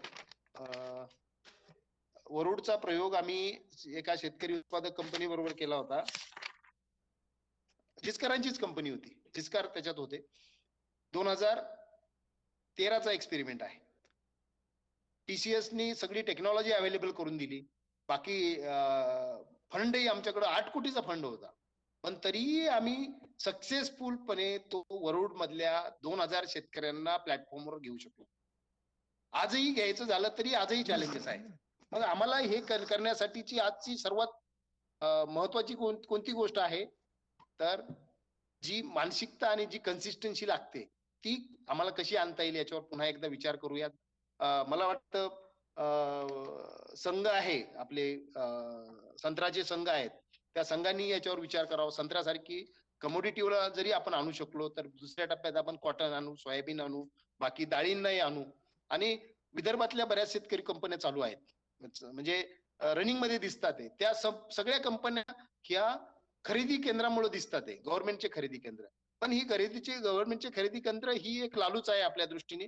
तिच्यापासून जितकं दूर राहता येईल तेवढं दूर लावून जर आम्ही काम करू शकलो आणि जर सस्टेनेबिलिटी आपल्याला आणता येईल. खरेदी केंद्र ही तात्पुरती सोय म्हणून पाहावं लागेल आपल्याला. जे मोठे प्लेयर्स आहे बिग बास्केट आहे, रिलायन्स आहेत, हे कंटिन्यू खरेदी करायला आपल्याकडे तयार आहेत. त्यांच्याबरोबर कसे टायअप करता येईल आणि या दृष्टीने महाएपीओ फेडरेशननी यावर्षी जवळजवळ 6,000 शेतकऱ्यांचे करार रिलायन्स बरोबर करण्याचं सुरू केलेली प्राथमिक टप्प्यावर 2 कंपन्यांबरोबर बोलणी पण झालेली आहे. मकामध्ये आम्ही काही प्रयोग केले होते, बिटकॉइनचे काही प्रयोग केले होते, पण ते तात्पुरतेच ठरले आमच्या दृष्टीने. त्यांना कसं सस्टेनेबिलिटी नेता येईल हेही आम्हाला पाहावं लागेल. विदर्भात अकोल्यामध्ये अकोट पट्ट्यामध्ये आम्ही काही प्रयोग केले होते. अकोटमध्ये प्रथमतः स्वीटकॉर्न आणून एअरटेल बरोबर टायअप केला होता, तो आजही चालू आहे. दुसरं बनानामध्ये जो बेल्ट आहे, अकोट आहे, अमरावतीचे काही 15-20 गावं आहेत, खूप क्वालिटी बनाना येतो. महाराष्ट्रात असा बनाना कुठेही आम्हाला दिसला नाही. असा क्वालिटी बनानाला आम्ही जरी अंतर जास्त असलं तरी एक्सपोर्टसाठी नेऊन घेऊ शकलो. त्यावेळेस त्या तिथल्या कलेक्टर महोदयांनी खूप मदत केली. पण ही कंटिन्युटी टिकली पाहिजे आणि ही कंटिन्युटी टिकण्यासाठीची जी संरचना आहे, ती संरचना, त्याला लागणारं स्ट्रक्चर आणि मेंटरिंग, मला वाटतं की ही जी आपली फळी आहे, म्हणजे विद्यापीठ असतील, कृषी विज्ञान केंद्र असतील, प्रायव्हेट कंपन्यांचं एक्सटेन्शन खूप मोठं आहे. जवळजवळ ते 10 पटीने आपल्या कोणत्याही एक्सटेन्शन पेक्षा मोठं आहे. म्हणजे पणन विभाग असेल, अॅनिमल हजबंडरी विभाग असेल, ऍग्रिकल्चर डिपार्टमेंट असेल, त्यांच्या ह्या इकोसिस्टीमचा वापर करत, त्याच्यापेक्षा प्रायव्हेट कंपन्यांची इकोसिस्टीमचा वापर करत आपण काम करावं. आणि त्याच्यासाठी फेडरेशन पूर्णपणे जे मागच्या 10 वर्षापासून जे काम चाललंय, ज्याचं एक नॉलेज सेंटर आपल्याकडे तयार झालेलं आहे, ते पूर्णपणे अवेलेबल करून देण्यास तयार आहे. त्याचबरोबर मार्केट लिंकेज मध्ये एक वेगळी सिस्टीम आपल्याला डेव्हलप करावं लागेल. फायनान्सची एक सिस्टीम डेव्हलप करावी लागेल. फायनान्स मध्ये मी एवढंच म्हणेल की एक अनुभव आम्ही घेतला. समुन्नती फायनान्सला 2016 मध्ये इंट्रोड्यूस केलं, जे 23% लोन अवेलेबल करून देत होतं. खूप टीका झाली, परंतु नंतरच्या टप्प्यामध्ये आज समुन्नती 14% आलेलं आहे. परंतु ऍग्रिकल्चर मध्ये आम्हाला एक आकडी कर्ज उपलब्ध करून देता येऊ शकतं. आज सह्याद्रीला जर 150 कोटी रुपयापर्यंतचा फंड जर 1% अवेलेबल होऊ शकतो, तर आमच्या शेतकरी उत्पादक कंपन्यांच्या कन्सोर्शियमला तो 1% का होऊ शकत नाही? कारण आज कोणत्याही ऍग्रिकल्चरच्या बिझनेसचा ROI, रिटर्न ऑन इन्व्हेस्टमेंट, हा काही 15%च्या वर नाहीये आणि तो येणं खूप इफेक्टिव्हली काम करावं लागणार आहे. आणि तो नाहीये म्हणून आपण ऍग्रिकल्चर मध्ये एवढ्या इंटरव्हेन्शन करतो, एवढ्या गव्हर्नमेंटची मदत करतो. मला वाटतं असे फंड इंटरनॅशनल लेवलवर आपल्याकडे अवेलेबल आहेत, जे आम्हाला इरिगेशन साठी मिळावेत, जे आम्हाला कॅपॅसिटी बिल्डिंग साठी मिळावेत, जे फंड आम्हाला काही रुरल इन्फ्रास्ट्रक्चर साठी मिळावेत आणि विदर्भामध्ये ते आपण करू शकतो. ह्या सर्व शेतकरी उत्पादक कंपन्यांचं जर कॉन्सोर्शियम आपल्या मेंटर खाली तयार झालं, ॲग्रोव्हिजनच्या एका प्लॅटफॉर्म खाली तयार झालं, तर निश्चितच याला मोठी हे मिळू शकेल. या ठिकाणी मला खूप वेळ मी घेतलेला आहे, बरेच वक्ते अजून असतील, तर मी या ठिकाणी सर्वांना धन्यवाद देतो. प्रश्न उत्तरात आपण बाकीचे विषय कव्हर करूयात. Thank you sir. Doctor Sanjay, thank you very much. Thank you sir. Thank you. छान आणि कम्प्लीट एक्सप्लेनेशन दिलं तू. आणि आता हा कारण काय शेवटचाच वक्ता होता, मला असं वाटते आमचा वेळ संपत आलेला आहे. तर संजय, पुन्हा तुझ्याशी एकदा भेट घेऊ आपण आणि हे करून घेऊ. मी कमलेशला विनंती करतो की त्यांनी हा सर. हा, थँक्यू सर. सर्व या ठिकाणी जे वक्ते आपल्याला लाभले, मंगेश मंगरुळकर सर, तसेच डॉक्टर अनिस सर, तसेच डॉक्टर संजय पंढर सर, त्यांचे मी मनपूर्वक आभार मानतो की त्यांनी मोलाची वेळ आम्हाला या ठिकाणी दिली.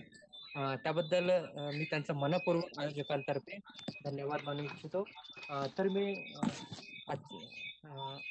श्री रवी बोरटकर सर, ॲग्रोव्हिजन अध्यक्ष,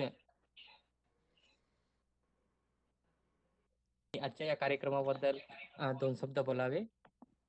रवी सर. हा, नमस्कार. फार महत्वाच्या अशा विषयावरती आज सगळ्यांना माहिती मिळाली असेल आणि छान अशी विस्तृत माहिती सगळ्या वक्त्यांनी आज दिलेली आहे.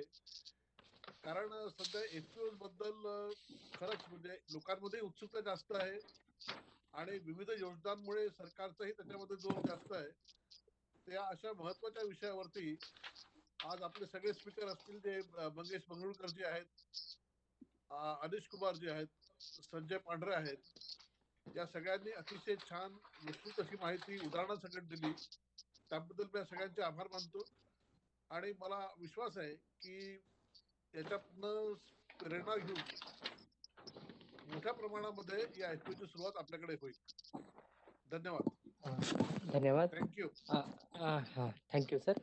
संजय पांढरे सर, पांढरे सर, आवाज येतोय माझं? येतोय सर.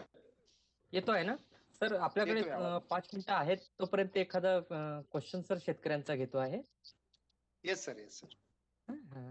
सर, आपल्याकडे कसं एफपीओ स्थापन होतात, पण ते भविष्यात कसं टिकवून ठेवलं पाहिजे याच्यावर थोडस सांगू शकता सर शेतकऱ्यांना? की त्यांचं हे प्रॉब्लेम होतं की स्थापन तर होतात, पण त्यांना ते मॅनेज करता येत नाही. थोडस सांगा सर. ओके. सस्टेनेबिलिटी हा एफपीओचा खूप सध्या चॅलेंजिंग आहे. जसं मी सांगितलं की आम्ही 5% एफपीओ सस्टेनेबल झालेल्या पाहिल्या आपण केलेल्या वेगवेगळ्या गव्हर्नमेंटच्या प्रोग्राम मधून. तर त्या सस्टेनेबिलिटी होण्यासाठी फॉर्मेशन मधले फॉर्म होत असताना ज्या ऍक्टिव्हिटी होतात ते म्हणजे आताही आपल्याकडे एक प्रोग्राम गव्हर्नमेंटचा आलेला आहे की 10,000 माननीय मोदी सरांच्या विजन मधून आलाय की 10,000 एफपीओ आपल्या भारतात होणार आहे. तर त्या 10,000 ज्या होतील त्या आता ज्या आपल्याकडे ज्या होतात त्या एसएपीसी स्मॉल फार्मर्स ऍग्री बिझनेस कन्सोर्शियमचे ज्या गाईडलाईन आहेत किंवा त्यानंतर नाबार्डनी त्याच्यावर काम केलेलं आहे, त्याबरोबर एमएससीपी किंवा स्मार्ट या प्रोजेक्ट मध्ये झालेले आहेत आणि MSRLM उमेद नावाच्या प्रकल्पात त्याच्यावर खूप संस्थात्मक त्याच्यामध्ये खूप नॉलेज बिल्डिंग तयार झालेली आहे. या सर्वांचं एक बेस पकडून मी या ठिकाणी सांगू शकेल की फॉर्म होत असताना आपल्याकडे त्याला 2 पॅरामीटर दिले जातात की आधी गटांची स्थापना होते आणि नंतर शेतकरी उत्पादक कंपन्या त्याच्यातून बनवल्या जातात. हे बऱ्याच वेळा धरलं जातं. पण आपली जी इकोसिस्टीम आहे, आपली जी सोशल सिस्टीम आहे, ती खूप लिडर्सला परमिट करत नाही. हा त्यातला एक आहे की पहिल्यांदाच आपण गटाचे लीडर घेतो आणि नंतर त्यांची मोड बांधायचा प्रयत्न करतो आणि इथं कुठेतरी फेल्युअर आपल्याला जाणवतं की या गटांचे लीडर एकत्र येतात आणि परत येतात, तर त्यांच्यामध्ये पुढे लॉंग टर्म जे सोशियल बॉन्डिंग किंवा ज्याला जे ग्रुप डायनॅमिक्स पॉझिटिव्हली चालायला पाहिजे ते चालत नाही आणि नंतर त्यामध्ये विचारधारेत डिफरन्शिएट येतं. त्यामुळे त्या शेतकरी उत्पादक कंपन्या फेल होण्याचं प्रमाण आहे सर्वात जास्त ते आहे. दुसरं आहे की आपल्याकडं बऱ्याच त्यामुळं याच्यात सोल्युशन जर मला विचारलं तर मी हे सांगेल की खूप काही लिडरशिप प्रमोट करण्यापेक्षा आधी एका गावातूनच त्याचे मेंबर घ्यावेत. त्या शेतकरी उत्पादक कंपन्यांना जे सोयीचे वाटतात असेच लीडर्स किंवा असेच डायरेक्टर घ्यावे. 5 डायरेक्टर जवळचे असले तरी चालतील, परंतु त्यांना आधी मॅच्युअर होऊ द्यावं आणि नंतर त्याच्यामध्ये मेंबर बेस वाढवावा किंवा डायरेक्टर वाढवावे.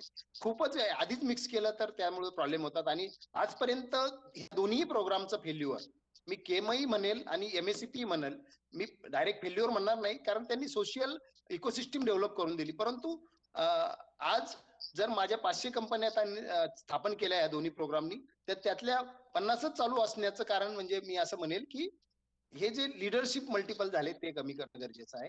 त्यामुळं नवीन प्रोजेक्टमध्ये हा विचार करणे गरजेचं आहे की खूप काही लीडर्स तयार करण्यापेक्षा त्यांना आधी त्यांचे लीडर्स त्यांच्या ग्रुपमध्ये ठरवू द्यावेत. दुसरं आहे की बऱ्याच वेळा हे प्रोग्रामचं टायमिंग ठरलेलं असतं की तुम्ही एवढ्या 15 महिन्यात 10 महिन्यात तुमची कंपनी स्थापन करा, नंतर लगेच तुम्हाला 2 महिन्यात पैसे वितरित केले जातील वगैरे. हे असलं ठेवून काय उपयोग होणार नाही. याच्यामध्ये थोडासा बदल करण्याची गरज आहे की लेट त्यांना त्यांचा वेळ घेऊ द्या.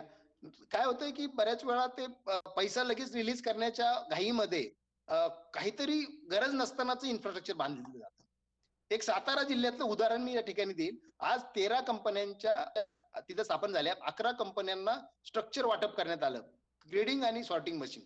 9 कंपन्या आजही बंद आहेत. मग त्यामध्ये सगळ्यात काय झालं की इलेक्ट्रिसिटी नसतानाही त्या ठिकाणी ग्रेडिंग मशीन देण्यात आले. आज 9ला इलेक्ट्रिसिटीच नाहीये. तर माझी विनंती अशी राहील की या ठिकाणी अशा पद्धतीचे काही नवीन प्रोग्राम किंवा प्रोजेक्ट आपण करत असताना पहिल्यांदा त्या ठिकाणचं इन्फ्रास्ट्रक्चर पाहणं. नवीन इन्फ्रास्ट्रक्चरला प्रोहिबिट करण्याऐवजी कुठंतरी ते थांबवलं पाहिजे, की नवीन इन्फ्रास्ट्रक्चर करण्यापेक्षा त्या एरियात कुठंतरी अशा पद्धतीचं इन्फ्रास्ट्रक्चर असेल तर त्याचं रेंटिंग करता येईल का, रेंट करता येईल. कोणत्याही कंपनीने जमीन विकत घेऊ नये. जमीन विकत घेण्यापेक्षा ती लीजवर घ्यावी आणि त्या दृष्टीने अवेअरनेस आपण करणं गरजेचं आहे. कॅपॅसिटी बिल्डिंग खूप मोठ्या प्रमाणात गरजेचं आहे. आपल्याकडे काय होतं, की दरवेळेस नवीन माणूस त्या ट्रेनिंग प्रोग्रामला येतो. म्हणजे पहिल्याला काय वेगळं सांगतोय, दुसऱ्याला एक, म्हणजे गव्हर्नमेंटच्या प्रोग्रामची हीच रीत आहे, की पंच पक्वान्नाचं त्याला आहार कधी मिळत नाही. एकाला भात वाढतात, एकाला वरण वाढतात आणि तुपाची धार दुसऱ्यावरच चालली जाते. आणि हा करत असताना तो प्रोग्राम सक्सेसफुल होण्यामागं कोणते कॉम्पोनंट आवश्यक आहेत हे कधीच आपल्याला समजलेलं नाही. त्यामुळं अशा पद्धतीचे काही प्रोटोटाईप किंवा काही चांगले सक्सेस स्टोरीज उभे राहण्यासाठी सगळ्याच गोष्टी अवेलेबल करून देणं गरजेचं आहे. चौथं मला असं वाटतं, की फायनान्शियल इन्क्लुजन आपल्याकडे खूप चांगल्या पद्धतीने डेव्हलप करणं गरजेचं आहे. त्याचा रेट ऑफ इंटरेस्ट कसा कमी होईल त्या दृष्टीने पाहणं गरजेचं आहे. आणि या सर्वात शेवटी यांना बांधून ठेवणारं एक मेंटॉरिंग सपोर्ट हा आपल्या मार्फत एखाद्या अशा पद्धतीच्या सिस्टीम मार्फत आज असा आपण ॲग्रोव्हिजनने उपलब्ध करून दिला आहे कंटिन्यू मेंटॉरिंग, तर तसा मेंटॉरिंग सपोर्ट आपण उपलब्ध करून देणं गरजेचं आहे. मला वाटतं असं करणं गरजेचं आहे. धन्यवाद सर, धन्यवाद. यानंतर मी मंगेश मंगरुळकर सरांना आवाज येतोय सर? हो येतोय सर. सर 2 मिनिटात एक क्वेश्चन आहे. सर, विदर्भामध्ये जसं आपण एफपीओ तयार करतो, तर या एफपीओ ला कुठला मॉडेल असं जास्त उपयोगाचं ठरेल सर? कोणतं मॉडेल असं मॉडेल विदर्भासाठी? जसं एफपीओ आपण स्थापन केले, तर त्या एफपीओ मध्ये मॉडेल जे आपण करतो, तर कुठल्या मॉडेलला आपण जास्त भर दिलं पाहिजे? कुठलं बिझनेस मॉडेल आपण तयार केलं पाहिजे सर? बेसिकली सर हा क्वेश्चन म्हणजे माझं जे काम आहे पर्टिक्युलरली त्याच्यामध्ये आम्ही कंपनी नाही तू आणि कंपनी. हॅलो. अच्छा, बरं काही हरकत नाही. मंगेश सर संस्थापक आहेत, संस्था स्थापन करून देतात. अच्छा, काय म्हटलं सर?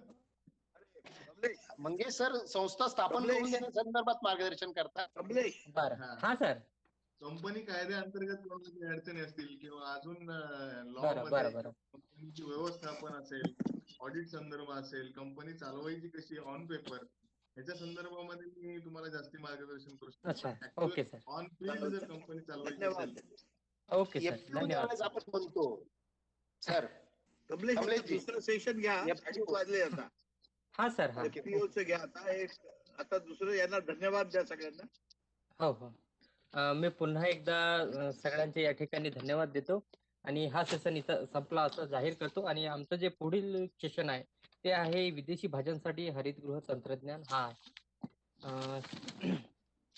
तर मी सर्व आजचे जे आमच्या वर्कशॉपला जे स्पॉन्सरर असतात ते म्हणजे workshop lead sponsor UPL Mumbai, workshop session sponsor Patanjali cow mill, तसेच मायको ग्रो, तसेच वर्कशॉप को स्पॉन्सर सेशन आहेत प्लुटस एफपीओ फॉर्मेशन सर्व्हिस, तसेच घरडा केमिकल्स लिमिटेड पुणे, तसेच Ankur seeds private limited, smart chem technology limited Pune यांचे, तसेच यांचे श्री रवी बोरकर सर अध्यक्ष Agrovision foundation, doctor CD Mai sir सचिव ॲग्रोव्हिजन फाउंडेशन, तसेच श्री रमेश मानकर खजिनदार ॲग्रोव्हिजन फाउंडेशन यांच्या सर्वांतर्फे मी आपलं मनपूर्वक आभार मानतो आणि या ठिकाणी हा सेशन संपला असे जाहीर करतो. धन्यवाद सर. धन्यवाद. धन्यवाद सर. धन्यवाद.